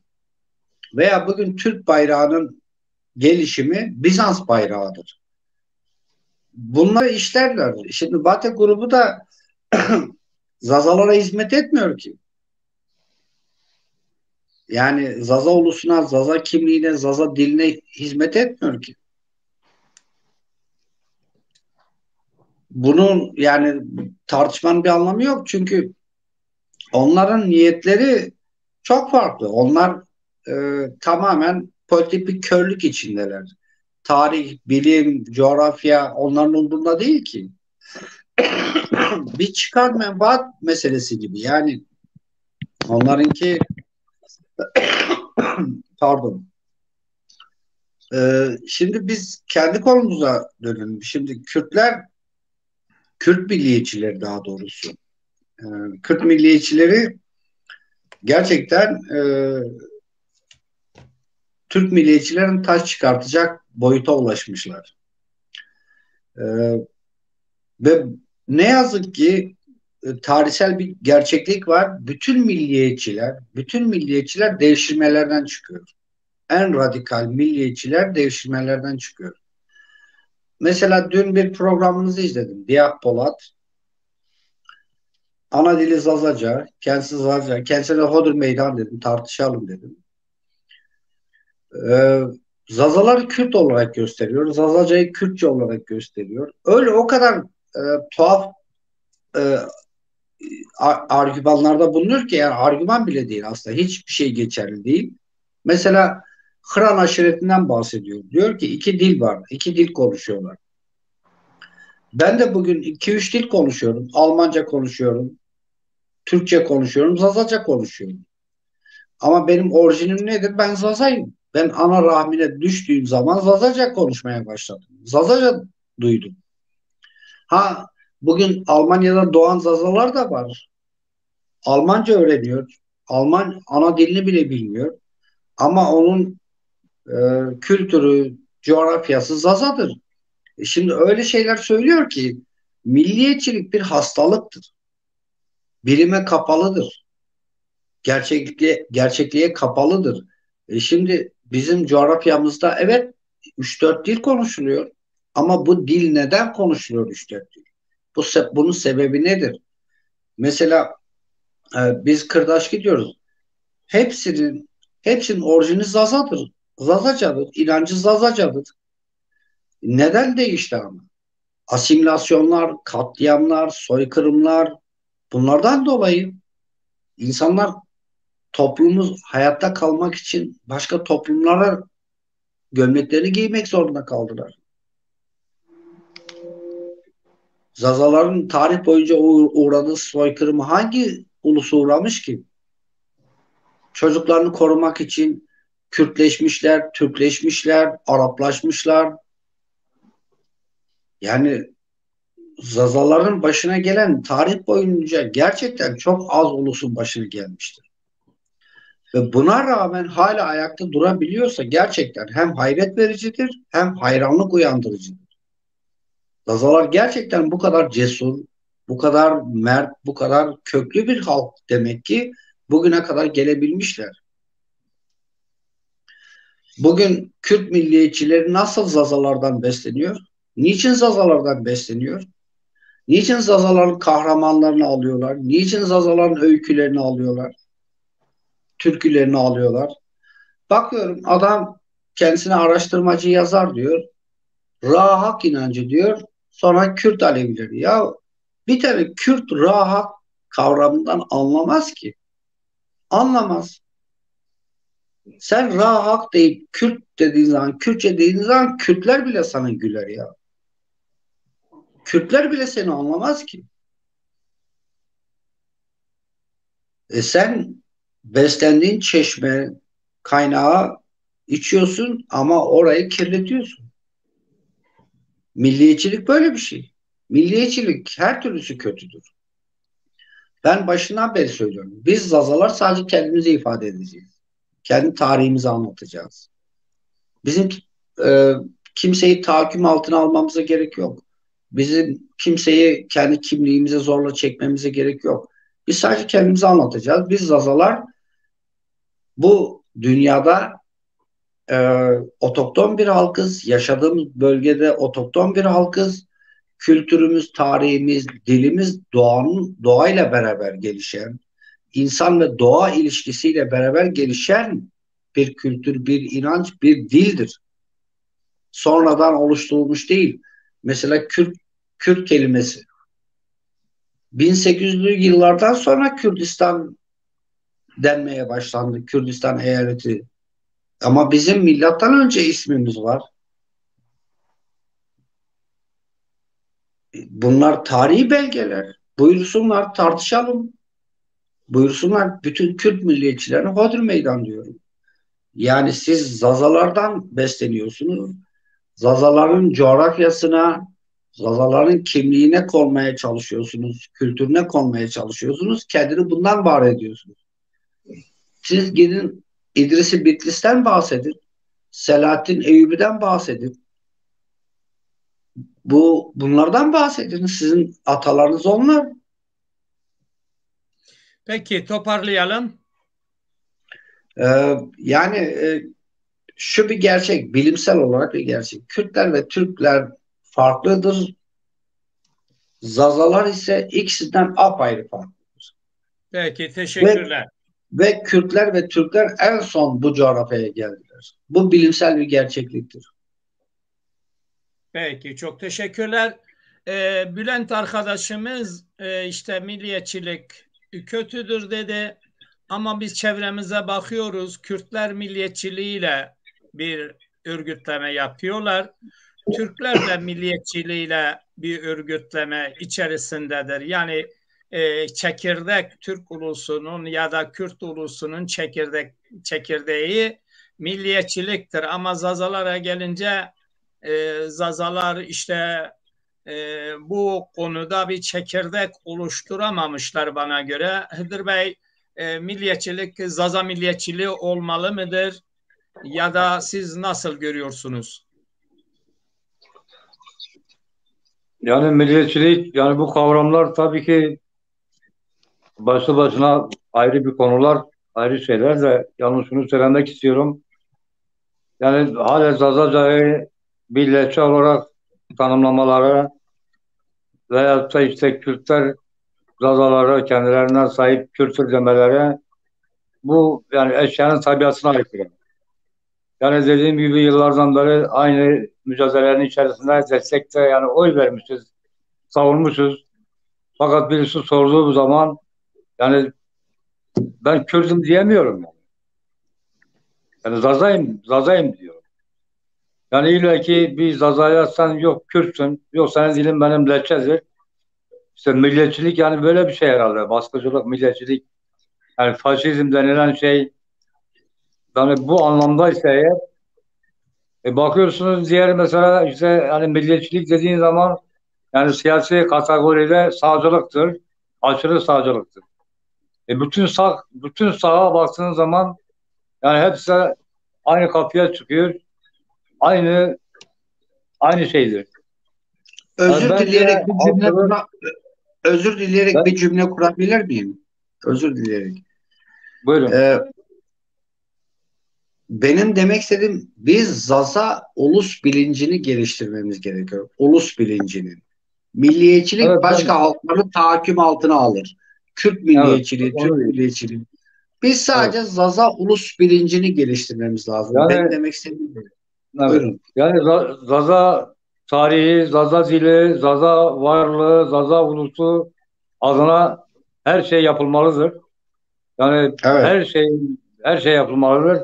Fakat bunu hani halkların kardeşliği içerisinde bütün halklarla eşit şekilde bir yaşam düzeni kurma, birlikte yaşama, birlikte işte ne bileyim yani emperyalizmin işte günümüzün işte vahşi kapitalizminden sıyrılarak onların işte şeyine kapılmadan bir şekilde nasıl yapılır, nasıl halklar bir arada birbirine saygı göstererek eşit şekilde nasıl bir yaşam kurabilir, nasıl bir düzende yaşanabilir, bir şekildeki bir çalışma, bir yönelme bence daha faydalıdır, daha hayırlıdır, daha genişleticidir, daha kapsayıcı olabilir diye düşünüyorum. Yoksa yani bilemiyorum siz hani tarihçi arkadaşlar daha iyi bilir tarihten nasıl gelmiş, hangi hangi düşünceler işte diğer halkları sıkıntıya sokmuş, düşmanlaştırılmış. Tabii ki daha iyi bilirler hocalarımız.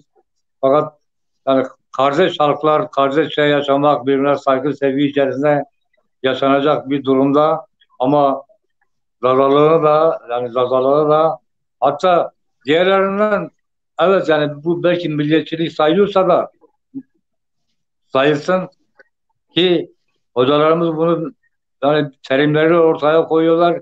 Kelimeler yani etnologlar ortaya koyuyorlar. Yani bakıyorsun işte hani yine daha şey yapmıştık, bunları konuşmuştuk. Ya bir peygamber bakıyorsun kelime anlamı olarak köken Zazaca'ya iniyor. Öbür tarafta işte bu Muhammed deniyor yine Zazaca'ya, Adem Zazaca. Yani şeyler çok yakın. Yani bu bence inkar edilemeyecek bir şey.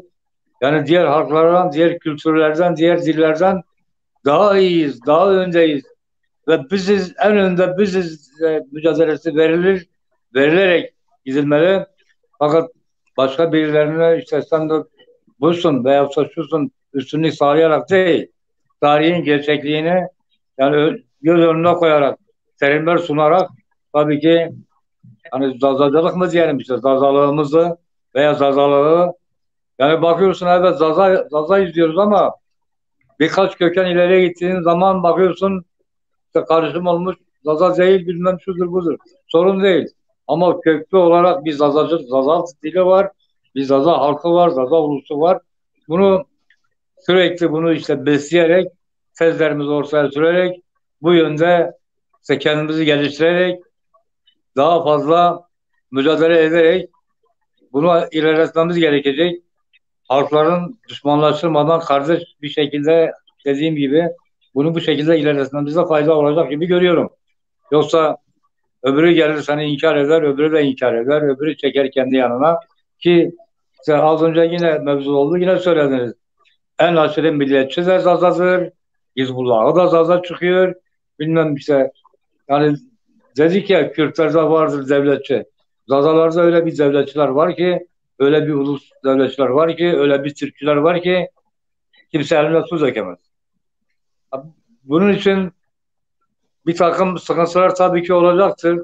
Belki başkalarının menfaatine dokunacaktır. Evet, bugün bir Kürt ulusal hareketi büyük mücadele vermektedir, veriyor. Görüyoruz, ezilenler oluyor, eziliyor da. Buna yine karşı çıkacağız. Yine bunları da yani destek vereceğiz. Fakat bunların yani düşmanlaştırmadan onlar ne kadar bizi şey yaparsa dışlasınlar, biz de onlara karşı tezlerimizi sunacağız. Arkadaş değiliz. Biz Kürt değiliz. Biz Kürt değiliz. Bizim dilimiz Kürtçe değil. Biz Lehçe değiliz. Biz bu sesimizi ortaya koyacağız ve bunu güçlü güçlü savunacağız. Ben öyle düşünüyorum, öyle görüyorum. Peki. Söyleyeceklerime bu kadardır. Saygılar sunuyorum herkese. Teşekkürler Vedat Bey. Bizim Zazalarımızın durumu aşikar. Yani coğrafyada Zazalar en örgütsüz toplum. Herkes silahlanmış, örgütlenmiş, parti kurmuş, sanatta, kültürde, edebiyatta oluşumlar yapmış. Türkler ve Kürtler istiyorlar ki Zazalardan Zaza desin ki varlığımız Türk varlığına, varlığımız Kürt varlığına kurban olsun. Bu böyle devam edecek mi? Siz tabii birçok kitaplarınız da vardı. Bu konuyu nasıl değerlendiriyor? Yani beklentileri açıkçası budur. Türklerin, Kürtlerin Zazalardan istedikleri Zazalar kendini savunmasın, desinler ki varlığımız Türklere, Kürtlere kurban olsun. Böyle bir şey mümkün müdür? Ya zaten şimdi Kürtler niye Zazalara karşı ele isyankardırlar? Diyorlar çünkü Türk devlet adamları bize harfini kullandığı zaman bile karşı çıkıyorlar. Diyorlar ki bizi biliyorlar, Zazaları destekliyorlar. Amaç ne? Yani Zazalar uykuda kalsın, uyanmasınlar. Oysa bizim amacımız bu değil. Bülent arkadaşın dediği gibi bizimkiler kendi ulusal kimlik bilinçlerine varmadığı müddetçe biz hep öyle geride kalırız. Biz hep başkalarının işte varlığına canımız feda olsun diyeceğiz. İşte o varlığımız, canımız onlara feda olmasın diyebilmek için ulusal kimlik bilincine varmamız gerekiyor. Bu da siyasileşmekten geçiyor, örgütlenmekten geçiyor. Örgütsüzlük bizi bu hale koyuyor. Çünkü ne kadar aydınlar bağırsa, çağırsa, burada söylese, yazsa, çizsek de çünkü kimse fazla okumuyor. En önemli şey artık bu yayınlardır, bu videolardır, filmlerdir. Artık ancak filmlerle Zaza halkını şey yapabilirsin, gündeme getirebilirsin. Sorunlarını gündeme getirebilirsin. Ya da Zaza ulusal kimlik oluşumunu yaratabilirsin. Bu yayınlara da kimse artık ilgi duymuyor çünkü konuşmalar bile insanlar artık bıkmış söylüyorlar. Öyle bir toplumuz. Bir de üstelik Türkiye'de bugünkü Türkiye'nin durumunu hepimiz biliyoruz. İnsanları öyle bir aşamaya getirmişler ki hepsi koyundan daha öte olmuşlar. Durum bu olunca yani çok bir durumdayız. Çok vahim bir durumdayız ve dedim kültürel çalışmalarla ve filmlerle ancak olabilir. Bu filmlerle Zaza halkının kimliğini yani varlığını sürekli öne çıkartmak. Tabii bunun müzikle yapılırsa daha verimli olur çünkü müzik dinlerler.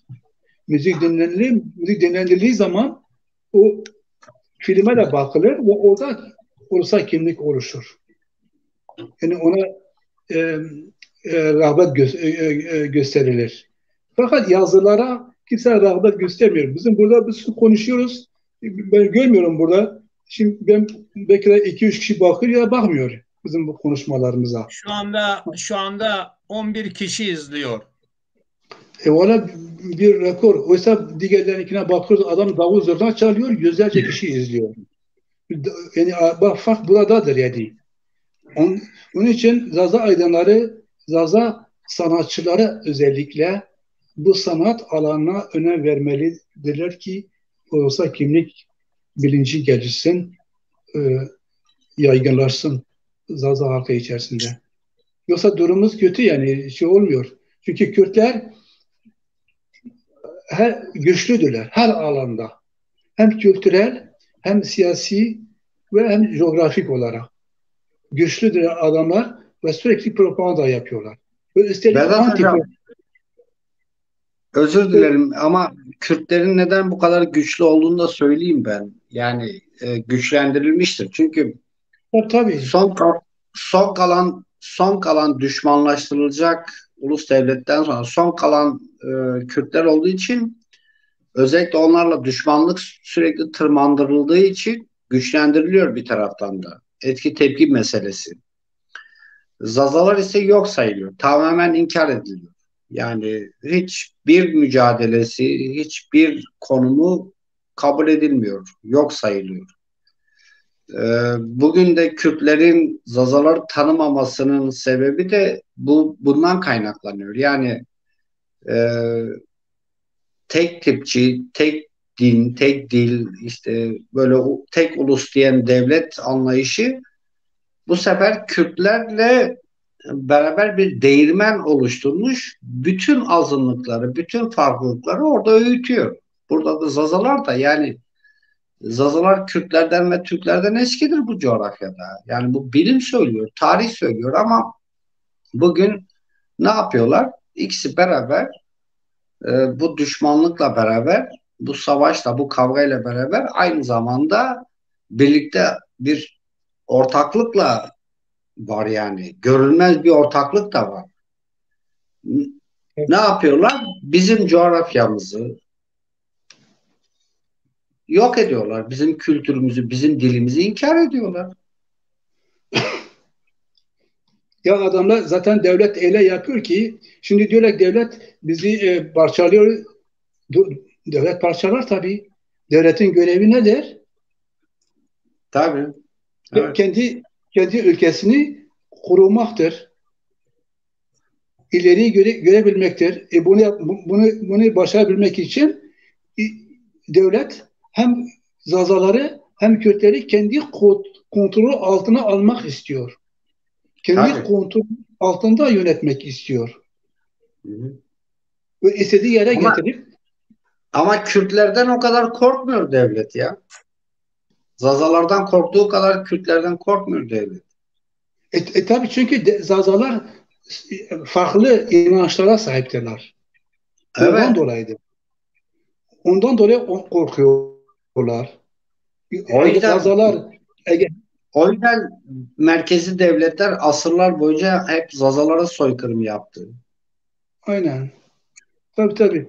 Yani durum budur yani devlet bilinçli olarak korumak için koruyup ayrıştırmak, parçalamak, yok etmek politikası bu devletin. Evet. Hem bize hem onlara karşı. Devlet işini yapıyor. Tabii devlet işini yapıyor. Aynen. Ama demek istediğim Kürt milletçilerine, Kürt halkına bilsinler ki Kürt milletçileri bize yönelik yalan, dolanla, inkarcılık üzerine konmuşlar politikalarını, teorilerini. Evet.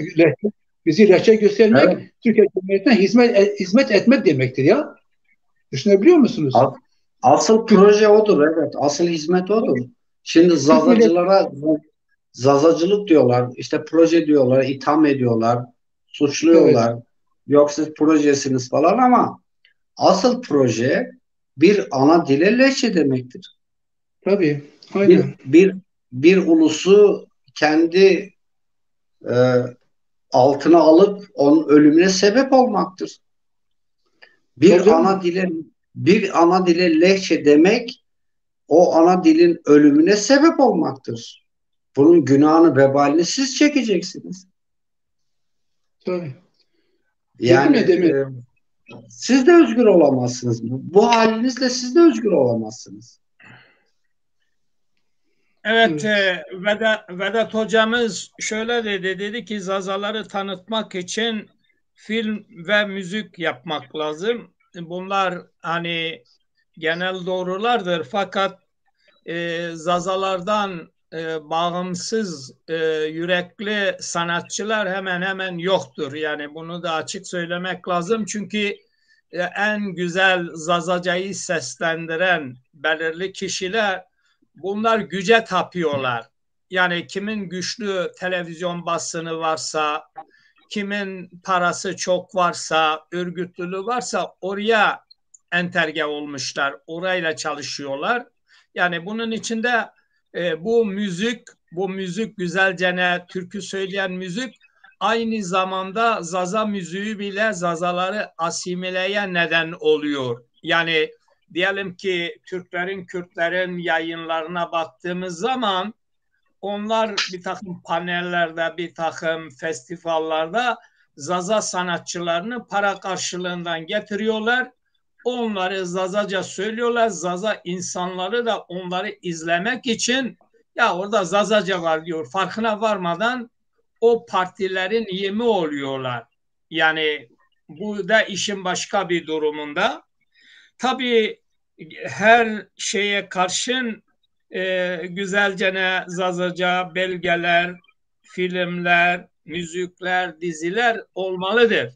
Ama bugünkü koşullarda en önemli şey ideolojik bir örgütleme Zazaları birleştiriyor. Yani ideolojik bir örgütleme birleştiriyor. Bu konuda eksikler vardır bence. Yoksa Kemal Kahraman, Mikail Aslanlar, bunlar emin olun ki Zaza diline bir özünden bir yararları yoktur. Zazaca söylüyorlar, para kazanıyorlar. Zazaları ya Kürt örgütüne götürüyorlar ya da Türk soluna ya da Türk örgütlerine, partilerine götürüyorlar. Bu da işin bir Zazalar için bir dezavantajdır. Bu Zazalar için kötü bir durumdur. Yani şimdi Star gibi görünen Mahsun Kırmızıgül de bir Zazadır.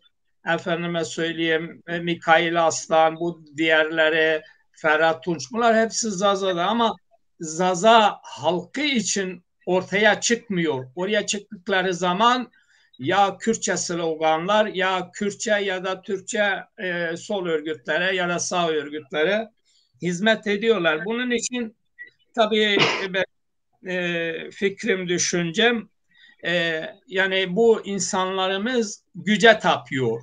Sadece sanatçılar değil, sıradan insanlar da bir makarna için AKP'ye takılıyor, AKP'ye takılıyor. Efendim PKK'ya ya orada bir komutan olmak, bir görevli olmak için, bir yer edinmek için oraya sığınıyorlar. Yani çünkü Zazaların böyle güçlü bir örgütsüzlüğü olduğu için onlardan bir güvensizlik var. Yani bu nasıl giderilir? Her üçünüzün görüşünü de almak istiyorum. Bu konuda size katılıyorum. Bizim en büyük sorunumuz örgütlü bir halk olamamak. Yani bunca yıllık, binlerce yıllık tarihe, geçmişe sahip bir halkın bugün örgütlü bir hale gelememesi en büyük eksikliktir. Örgütlü hale geldiği zaman bir baskı aracı olarak görmüyorum ben bu örgütlü hali. Yani bugün Kürt hareketinde veya Türkçülerin yaptığı bir baskı, bir güç politikası, güce tapma politikası değil. Haklıdan yana olma, doğruyu söyleme, kendini ifade etme, tarihini, bilincini ortaya koyma anlamında söylüyorum. Bizim en büyük eksikliğimiz örgütlü bir halk olamamak. Biz örgütlü bir halk olduğumuz zaman kimseye kurban olmak zorunda değiliz. Evet, biz bütün halkların özgürlüğünü istiyoruz. Ama kendi halkımızın da özgürlüğünü istiyoruz. Dünya bir bahçedir. Zazalar da bu bahçede yer alacak. Ve Zazaca felsefesiyle, mizahıyla, tarihiyle, mitolojisiyle var olmak zorundadır. Bir dünya mirasıdır. Bizim en büyük eksikliğimiz gerçekten Zaza halkının örgütsüzlüğüdür. Dağılmışlığıdır. Bunun tarihsel, sosyolojik, psikolojik bir sürü sebepleri var. Ekonomik bir sürü sebepleri var. Ama çağımızda artık ulus bilincini kazanması gerekiyor. Yani mesela romanlardan, çingenelerden bahsedeyim. Dünyaya dağılmış ama ulus bilinci olmayan bir halk. Ama Zazaların coğrafik bütünlüğü var, dil bütünlüğü var, kültür bütünlüğü var, inanç bütünlüğü var. Yani Zazaların birçok bütünlüğü var. Buna rağmen ulus bilincini geliştiremiyorsa bence Zazalar biraz da artık kendini eleştirmeli. Kendilerini tamam, evet, düşman çok cepheden var. Ama Zazalar da artık bir ulus bilincini kazanmalı. Örgütlü bir halk haline gelmeli ve türküsüne, edebiyatına, şiirine, tiyatrosuna kendisi sahip çıkacak, kendisi yapacak. Diyeceğim budur yani. Peki, Zazalar. teşekkürler. Aynı soruyu Vedat Bey, hani siz yani aynı soruyu size de sormak isterim. Yani Zaza toplumu gerçekten çok heder olan, çok ezilen, yok edilmeye çalışılıyor. Yani yaşlılar beni arıyorlar. Vallahi diyor elimizde bir şey gelmiyor diyor ama gerçeğini söylersek diyor bizim torunlarımız, çocuklarımız bu Zaza meselesinden iyicene çok uzaktadırlar. Bunlar kimisi diyor Türkçüdür, kimisi Kürtçüdür. Yani biz gidersek son jenerasyon bizim sonumuz geliyor. Böyle kaygıları vardır. Ayrıca Vedat Bey'e yönelik de bir şey var. Birkaç kişi sormuştu bana. Onlar da tabii bu Rusya'dan diyorlar ki işte Vedat Hoca'nın İngilizce, Fransızca, Almanca, Arapça kitabı var. O kitabın Rusçası da oluyor. Yani herhalde Talişler paylaşım yapıyor. O Ruslar da onu araştırmak istiyorlar. Rusça diyor, Rus dilinde de bir çevirisi olacak mı? Böyle bir sorun da var. Buyurun. Evet, o arkadaşlara sorabilirsin. Kendileri eğer Türkçe biliyorlarsa ya da İngilizce biliyorlarsa alıp çevirsinler Rusça'ya. Peki. Şey yapabiliriz yani. Şey soruna gelince neden insanlarımız, yani neden bu durumdayız? Bana göre en büyük talihsizliğimiz bizim bir şeyimiz yok, bir birikimimiz yok, örgütlük birikimi yok. Örgütlük birikimi, siyasi birikimimiz, birikimden yoksunuz. Çok gençiz bu konularda. Ve insanlarımız da şimdi bu son 15-20 yıldır öyle zazacılığa doğru adım atmaya başladılar. Ve bunlar atarlarken demin şimdi size de belirttiniz, bazıları AKP'cidir, bazıları MHP'cidir, bazıları İslamcıdır. Dolayısıyla çeşitli şeylerde yer alıyorlar, partilerde. Yani artık Kürtleri söylemiyorum, onlar Zaza olarak kabul etmiyorum, bu Kürt hareketlerine mücadele verenleri. Ama bu Türk partilerinde olanlar kendilerine Zaza'yız diyorlar. İşte bunlar kontrol altında alınan Zazalardır bana göre. Yani Türk devletinin planlanmış olduğu ya da uygulamak istediği bir projedir. Çünkü o doğrultuda onlarla birlikte hareket eden Zazalar projenin parçası olmuş olurlar. Geri kalan Zazalarımız da zaten çok az bir kesimdir. Bir takım girişimlerde bulundu. O girişimler önemli ya da olumlu sonuçlar vermedi. İnsanlarımız hayal kırıklığına uğradılar. Birbirlerine dağıldılar. Kırgınlıklar oldu ve böyle kaldı. Herkes ayrı bir yerde artık birbirine seyretmeye başlıyor. Ve çoğunluk, yani toplum olarak daha biz çok uzaktayız ulusal bilinçten. Vedat Hocam bir şey sorabilir miyim? Bu Zaza kelimesi neden batıyor? Mesela özellikle Dersim'de kendine kırmanç diyenlere, yani bu Zaza kelimesi neden batıyor bu kadar? Bu neden batıyor onu bilemiyorum çünkü gerçekten ben de bilmiyorum. Fakat benim bildiğim şudur. Çünkü Yani bu tarihi bilmemek, kendini bilmemek, Şimdi özünü Sümerler, bilmemek. bugün bu Paris'te bir müze var, ismi Louvre'dır. Orada tabletler var, üzerinde yazıyor. Sümerler kendileri diyorlar ki biz halk olarak za za. İki sefer za za yazıyor. Evet. Ha. Doğru. Araştırabilir. Doğru. Evet. Geçenlerde bir Türk e, Sümerlerin Türk olduğunu söylüyordu. Ben ona karşı çıktım. Neden öyle söylüyorsun ki? Bak müzede öyle yazıyor. Araştırdı adam bana döndü. Diyor haklısınız doğru yazıyor. Ama Zaza yazmıyor. Za yazıyor. Aynı şey dedim. Şimdi za ne demek? Doğum demek Zazaca'da. Evet. Zazalar, zaza yani ulu insanlar ya da kutsal insanlar, kutsal tanrılar. Yok. Hayvanlarda da var mesela Berat Hocam miyaza, bizeza, mangaza, Evet. hani doğuran Tabii tabii. inek, doğuran keçi, Tabii doğuran tabii. Tabii. koyun. Tabii. Biliyorum Yani biliyorum. Hani ben zaten genel olarak söyledim. Bütün şeylerde hı, işte diyoruz doğum de. Zaten hayvanlarda şey yapıyoruz. Doğum olarak bir evet. de kutsallığını şey yapıyoruz. Yeni gündeme getiriliyor. Ve Sümerler kendilerine öyle söylüyorlardı. Sümer Evet. terimi arkeologlar 1894'ten sonra oradaki çalışmalar sonucu o Sümerlere, Zazalara rastladılar ve ismini Akkadça yani asker anlamına gelen Sümer ismini koydular. Onlar koydular o ismi. Oysa Evet. Sümerler kendilerine şey söylüyor, za söylüyor. Ve hatta e, e, belli bir dönemlerde kendileri lu söylüyorlardı. Ve Hı hı. bunu bu Naram Sim şeyin torunudur. Büyük Sargon, Akkad Kralı Büyük Sargon'un oğlu torunudur. Milattan önce 2234 yılında 17 tane Zaza krallığına karşı savaştı. Ve adam yazıyor, o da müzede var.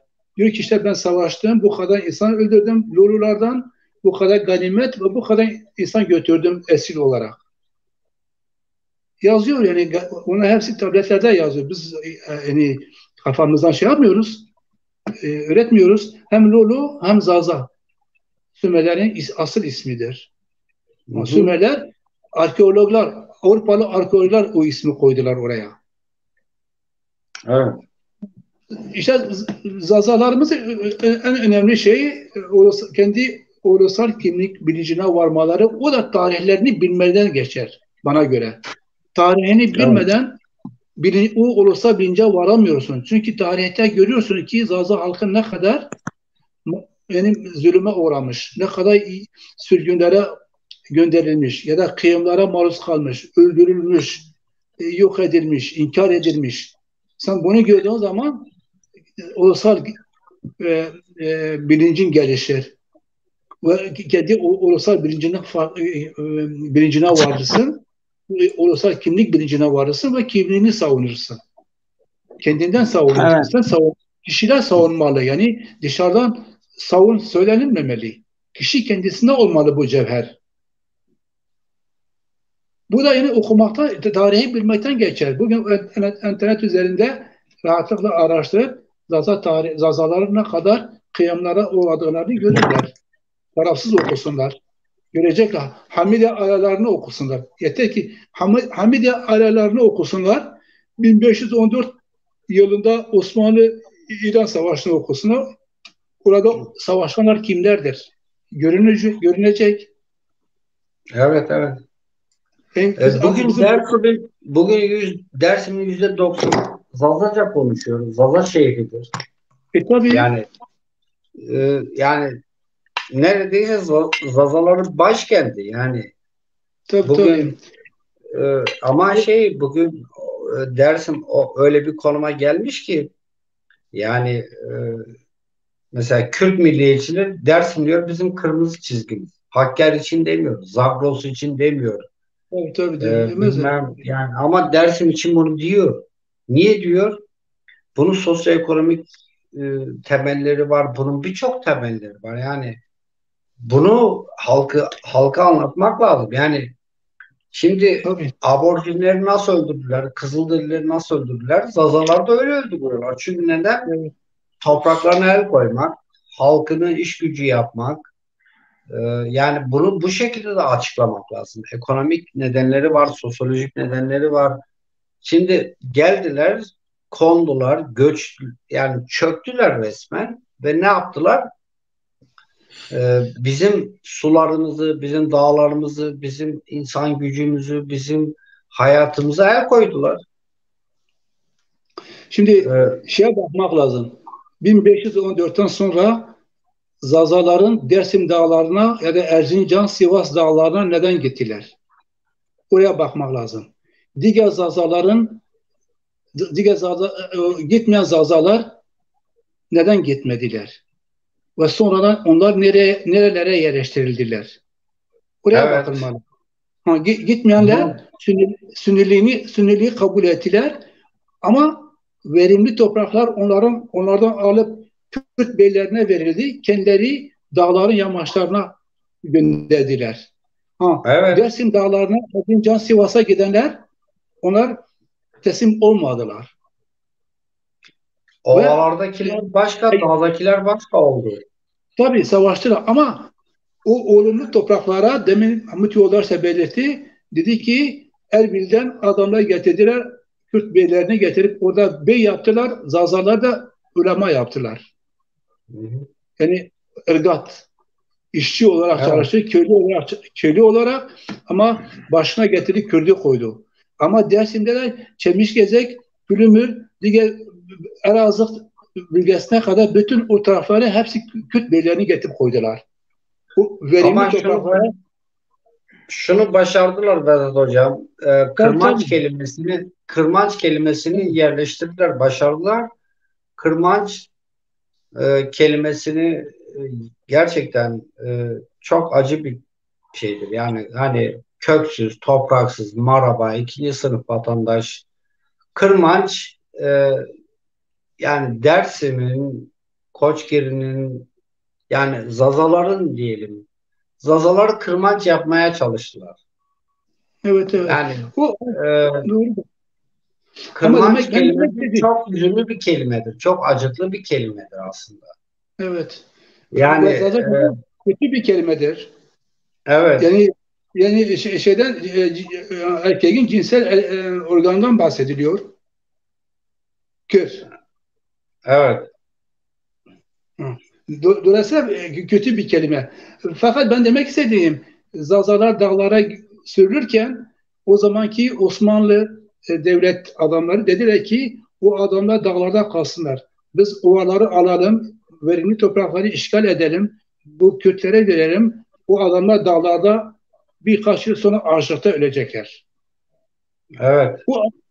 Adamlar o politikayı, o projeyi uyguladılar. Ondan dolayı bütün o alanlar bütün Kürt birliklerine verildi ve karıştırdılar. Biz işte biz Zazay, biz Kürt'üz, biz Kürt'üz, şuyuz, buyuz. Yalan. Tarihi çarptırma. Bu Zaten asıl işler amaçları demografiyi bozmak. Demografiyi bozdun mu coğrafyayı bozarsın. Mehmet Yoldaş Ya diyebileceklerimiz bunlar bu akşam. peki ben şunu da kısacana belirteyim. Tabii bu Avrupa'ya 1980'den sonra yüklü miktarda zazalar geldi. Bu zazalar da burada oturum almak için, buraya çalışmak için ya Türk olarak ya Kürt olarak şey oldular, iltica ettiler. Yani büyük kesim, tabii biz o zaman da buna karşıydık. O şekilde de davranmadık biz. Yani Avrupa'daki nimetlerden yararlanmak için Zazalar Avrupa'da bile kendilerini inkar ettiler. Yani Zaza Doğrudur. olarak Doğrudur. Ben ya de şahidim. Doğrudur. kaçtılar, e, ya Kürt olarak iltica ettiler, ya sol örgüt ya da Türk olarak iltica ettiler. Yani Avrupa'nın bile bu konuda, çünkü Avrupa'da Kürt diasporası vardır. Bununla birlikte Türk diasporası vardır. Zazaların Avrupa'da da bir örgütsüzlüğü olmadığı için insanlar hemen oturum almak için işte o dönemin şartları hala şimdi de öyledir. Şu anda da öyledir. İnsanlar ya Türk ya Kürt olarak ya Ermeni olarak iltica ediyorlar.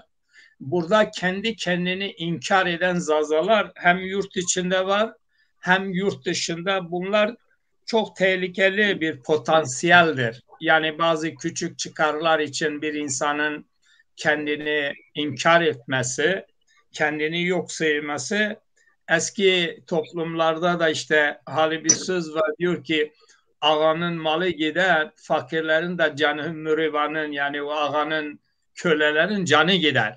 Yani şimdi bu Zaza meselesinden Türklere köle olmuş, Kürtlere köle olmuş Zazalar onlardan fazla kendi davasına karşıdır. Yani onlara yaranmak için, onlara, Türklere, Kürtlere yaranmak için Zaza kökenli olup da sizin de bahsettiğiniz gibi şahıslar, Zaza diye bir sorunu kalmamış. Bunlar şey olmuş, bunlar uyutulmuş, değiştirilmiş, devşirilmiş, kendi halkına bugün yabancı düşmüş bir durumla karşı karşıyayız. Evet. Son mesajlarınızı alalım Sayın Hıdır Çeliker, Çeliker kardeşim. Son mesajlarınızı alalım. Son mesaj olarak radarların yapması gereken şey nedir diye sordunuz. Yani işte hocalarımız da anlattı. Binlerce yıldan beri Zazalar işte Akatlardan, Sümerlerden sonra Akatlar döneminden itibaren her türlü şeye uğramış. Velhasıl ta işte diyelim Birinci Dünya Savaşı'na kadar hepsi zaten yok edilmiş, ezilmiş, düşürülmüş bir halk. Bitirilmiş yani yakılmış, kül olmuş. O külünden yeni yeni doğacak Zazalar. Bir tek dilimiz kalmış, bir tek dili kalmış. O da koparılmak üzere, bitmek üzere. İşte bugün Adana'ya geldim. Bizimkiler, dayı çocukları, amca çocukları, yeğenler. Baktım 15-20 tane genç veya işte bizim yaşlarımızda olanlar da var.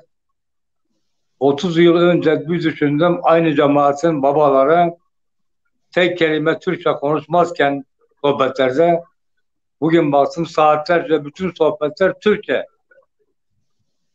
Şaşırıyor insan. Yani şöyle bakıyorsun uymuyor ama dinliyorsun. Artık herkes Türkçe. Yani bir dil var, o da yok olmak üzere. Yani az önce hocalar yine dediler, işte Zazalar tanınmıyor, bir şey oldu mu karşı çıkıyor, şu çıkıyor, bu çıkıyor. Ya henüz ortada Zaza yok. Henüz bir Zaza bir şeyi yok. Bu işte bu kaç yıldır sizin gibi insanların sayesinde yeni bir Zaza oluşumu oluşuyor. Kültürde de ihtiyacımız var, tiyatroya da ihtiyacımız var, siyasete de ihtiyacımız var, örgüte de ihtiyacımız var, bilince de ihtiyacımız var. Başta buna ihtiyaç var. Okumaya ihtiyaç, her şeye bizim ihtiyacımız var. Paraya ihtiyacımız var. Yani her türlü şeye ihtiyacımız olan bir durumdayız. Bu durumda yani zarar diyelim. Onun için hemen şeye kapılıp da vay şöyle oldu, vay böyle oldu şeyine girmeyelim lütfen. Bunu alamaz, sıkıntıya girmeyelim. Yeni bir oluşum oluşturuluyor. Yeni bir zazalık çıkıyor. Yani küllerinden türeyen bir zazalık çıkıyor. Kimisi devşirme olmuş, kimisi dilini inkar etmiş, kimisi öbürünün önünde yer almış, kimisi menfaati için kendini sat. Yani her türlü şey olmuş, her türlü şey bu halkın başına gelmiş, yok edilmiş. Silinmek istenmiş, tarihten silinmek istenmiş. Bir dili kalmış, o da yok olmak üzere. Bunu böyle değerlendirip de bunu şey yapacağız. Bizim her şeye ihtiyacımız var. Bizim Kürt arkadaşlara da ihtiyacımız var, Türk arkadaşlara da ihtiyacımız var, bilmem Ermenilere de ihtiyacımız var. Bütün halklara, bütün insanlara, insanım diyen herkese, insanlığı düşünen, insanca işte tavır alan, yani dillerin, kültürlerin, halkların yok olmasını isteyen bütün herkese ihtiyacımız var. Bizim başta kendi aydınlarımıza ihtiyacımız var. Bizim aydınlarımız lütfen, aydınlarımız ona buna kızıp da çekilmesin. Ona buna kızıp da ben bu işler yokum artık bunlardan bir şey çıkmaz demesin. Ancak onlar üretecekler, yavaş yavaş geliştirecekler, bu insanlar gelişecekler, bilincimiz oluşacak, örgütümüz oluşacak, partileşeceğiz, kurumlaşacağız, ondan sonra mücadele vereceğiz. Bilmem falan kişi işte bize niye böyle yaptılar, bizi böyle görüyorlar. Hepsi bizi öyle görüyor. Hepsi bizi yok sayıyor. Türkler de yok sayıyor, Kürtler de yok sayıyor. Kimse bizi saymıyor. Çünkü biz yokuz. Biz yokuz ki. Kendimizi bir oluşturalım. Kendimizi oluşturmamız lazım. İşte tiyatroyla, sinemayla, müzikle, her neyse hangi dal ne gerekiyorsa. Çünkü her dala ihtiyacımız var. Her dala. Bunun için bunu böyle yapacağız, sabır edeceğiz. İşte bunu ne bileyim mücadele işte hangi şekilde verilecekse yani bıkmadan. Mesela size saygı duyuyorum. Mahmut Başkan siz yani büyük bir çaba gösteriyorsunuz. Vesat Hocam hepsine saygı duyuyorum. Bünyamin Hoca işte. Ya Ayhan Hoca hepsine Hüseyin Hocam. Bunlar Bunlar artık bizim işte aydınlarımız, bunları görüyoruz aydınlar ve hep ne diyoruz? Sorunumuz aydın sorunu. Bu aydınlarımız lütfen daha dirençli olsunlar, daha birbiriyle dayanışma içerisinde olsunlar, yani daha yılmasınlar. Bunlardan bir şey çıkmaz demesinler, geri çekilmesinler. Mesela hocam dediği bir ara söylemişti. Yani bunu ancak bu şekilde oluşturulacak, yeni yeni oluşturulacak bir bilinç oluşacak, bir zazalık oluşacak. Bir zaza piyasaya çıkacak, yavaş yavaş işte çoğalacak, bilmem ne olacak, örgütleşecek, partileşecek. Yani halkımızdan da gençlerden şunu şöyle şey yapmayalım. Yani gençler inanın ki çok ilgili. Çok şey duyarlı. Yani bazı toplumlarda konuşuyoruz işte böyle bu tezleri ortaya attığımız zaman herkes şaşırıyor. Herkes Allah Allah diyor. Parti diyor, oy veririz diyor. Bilmem işte kuruluş diyor, gelirim diyor. Yani böyle bir durumdayız. Yani bunu savunuyoruz. Hocaların sayesinde ben mesela her yerde söylüyorum. Türklere de söylüyorum. Kürtlere de bilmem Araplara da. Ya vatanız biziz diyoruz. Vatanız biziz. Araştırın diyoruz. Gülüyorlar. Gülün diyorum bakayım. Gülün. Yani o kadar basit görüyorlar. Ama diretiyoruz. İşte diyorum kelimelere gidin. Güzel gidin. Sümerlere bakın. İşte Hititlere bakın. İşte Sasaniler şunları bunlar sayıyorum. Bir şey diyemiyorlar. Yani bu yeni demek istediğim. Birden olacak bir şey değil bu. Zaza, Nihayetinde bir 10 Zaza senelik halkını hafife almasınlar. efendim Zaza halkını hafife almasınlar. Onlar ya çok işte cesur yok halk. piyasada yok ki olsun ki hafife alsınlar. Hiç yoklar ki. Olacak. Az Binlerce önce işte yıldır onu esir diyorum. alınmış bir halkın bugün var olma mücadelesi vermesi Onu mümkün diyorum. değil. Onu diyorum işte. Bu böyle oluşacak. Hafife ortada yok ki hafife alınsın. Adam Türk'ün az önce söyledik ya milliyetçi en başta giden milliyetçisi. Öbürüne bakıyorsun en azılı dindarı. Öbürüne bakıyorsun bilmem yani herkes bir yerlerde bir en öncü şeylerde kendi bilincinden yoksun, kendi kültüründen şeyinden yoksun başkasına yapılmış gidiyor. Ha, bu işte oluşacak evet. Sayenizde oluşacak. Aydınların sayesinde sizin gibi insanların mücadele veren insanların sayesinde oluşacak ve muhakkak ki çünkü tarihimiz güçlü, geçmişimiz güçlü, edebiyatımız, kültürümüz, dilimiz köklü. Bunu hiç kimse yani yok edemeyecek ve bu bence hızla gelişecek, ilerleyecek. Ama burada tabii ki oyunlar da olacak. İşte az önce Vedat Hocam da söyledi. Devlet ne ister? Devlet ister ki herkes uyum içerisinde koyun gibi olsun. Kendi şeyinde olsun. Bir takım işte misyonerler de olacak. Kendi taraflarına aldıkları işte bilmem öncüler de olacak. Ha bunu işte mücadele verilerek, bunları deşifre ederek zaten meydana çıkar yani meydana çıkıyor. Kimin ne oldu? Ha partilerimiz var, ha derneklerimiz var. Neden böyle şeyleri hala konuşuyoruz? Demek ki bir sorun var. Demek ki yani güvenmiyoruz. Adam parti evet Zada Partisi kurmuş, Zada Partisi ama ne olmuş? Hani bir akın yapamıyoruz. Aha işte Zada Partisi de var diyemiyoruz. Dernek kurmuşlar, bilmem federasyonlar var. Hani millet canı gönülden hani katılım sağlamıyor. Neden? Yani herkeste bir şüphe var. Şüpheli. Yani gerçekten de şüphelenmek gerekiyor. Çünkü yani bu bölgeyi, bu halkları bu şekilde yapmışlar. Yöneterek getirmişler. Başlarını hep alarak, başlarını keserek derisini yani bir şeyi hayvanın başını kesersin derisini yüzer. Kesilmeden yüzülmez. Bu, bunu işte onun için bunu şey yapacağız. Bunu sabırla, azimle ve yavaş yavaş mücadeleden Peki, yılmadan bıkmadan teşekkürler. herkes elinden geldiği kadar kararınca bir mücadeleyle inşallah oluşturacağız. Evet, Evet, saygılar çok çok sunuyorum. teşekkürler katkılarınız için teşekkürler. Evet, Vedat Hocam, sizin son mesajınızı alalım. Son mesajımız benim aslında Zaza ulusal mücadelesi içerisinde bayanlar hiç yoktur. Biz bir sefer daha önce de söylemiştik.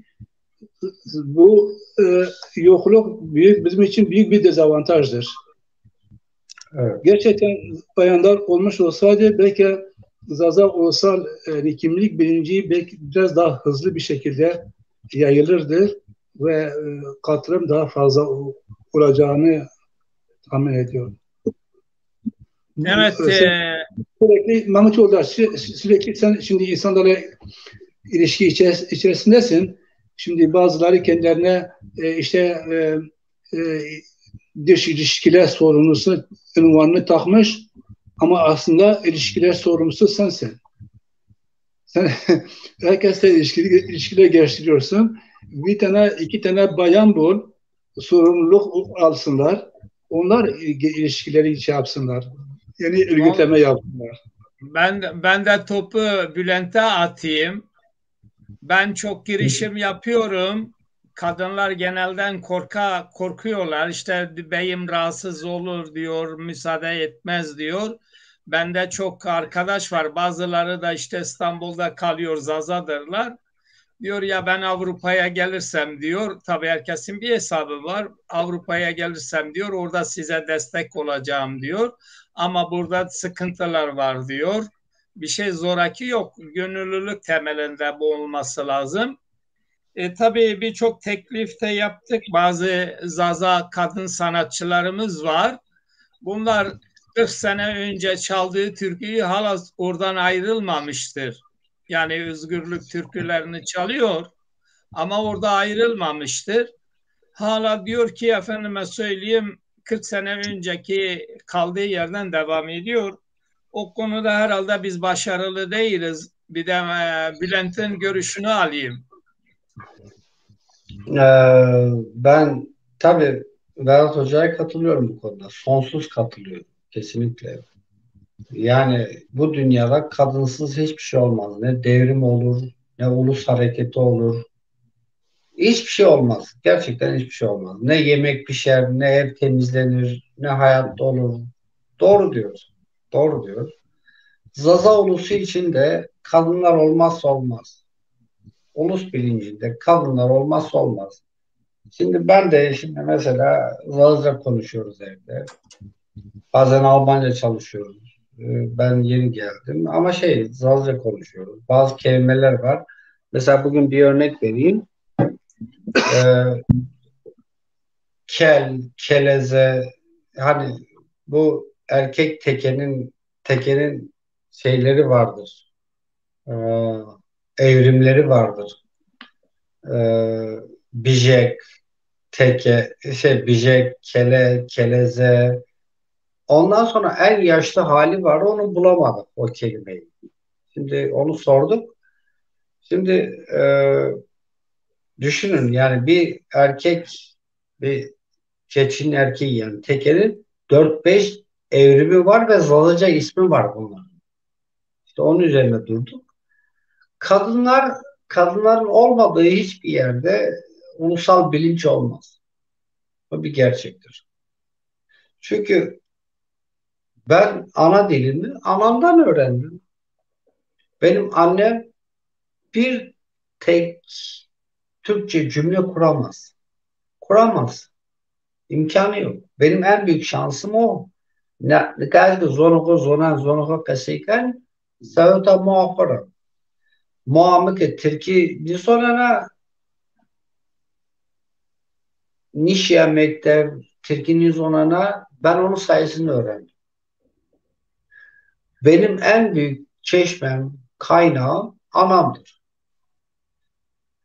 Ve kadınlar gerçekten öğrenirse öğretir diyorlar ya. Bizim kadınlarımız bizim ana dilimizin çeşmesidir. Tıpkı köylerimiz gibi. Niye bizim başta köylerimizi dağıttılar? Niye bizim kızlarımıza el koydular? Niye bizim kızlarımızı köylerden aldılar, Türk okullarına verdiler, bilmem Türklere verdiler? Niye? Ana dilimizi yok etmek, kültürümüzü yok etmek. Tabii ki bizim için kadın en büyük değerdir. Yani bir kadın öğretir çocuklarına. Ben ana rahmine düştüğüm zaman Zazaca duydum. Ben okula gitmeden önce Türkçe bilmiyordum ki ben. Ama Türk okullarına gittim. Kendi ana dilimi unutmaya başladım. Benim ana dilim bana kötülemeye başladılar. Senin dilin köy dili, ilkel dil, senin dilin işe yaramaz. Halbuki benim kadim dilim, felsefesi, tarihi, mizah olan kadim dilimi bana kötülettiler. Beni ondan koparmaya çalıştılar. Ama hani diyorlar ya, dünyadaki en büyük terörizm bir insanı ana dilinden koparmaya çalışmaktır. Biz dünyanın en büyük terörizmini yaşadık. Bizi ana dilimizden koparmaya çalıştılar. Yani bizi anamızdan koparmaya çalıştılar. Ben niye anamı anlamayayım? Niye anam beni anlamaz? İşte biz bunu yaşadık. Biz en büyük terörizmi yaşadık. Bize en büyük kötülüğü yaptılar. O yüzden kadınlarımız, tabii ki kadınlarımız ne kadar aktif olursa, ne kadar cesur bir şekilde bu işe el atarlarsa yani hepimizi süpürür bir kadın. Bunu derim. Hepimizi bir kadın süpürür. Peki, hepinize çok teşekkür ediyorum. Gene başka bir programda birlikte olma dileğiyle saygılar, sevgiler. Sağlıcakla kalın. Herkese selamlar, sevgiler. İyi akşamlar hep size. West var mı? Kayıt var mı? Savaş mavaş over. Hatır ve sıma. Savaş mavaş over. Umarım. Bravo.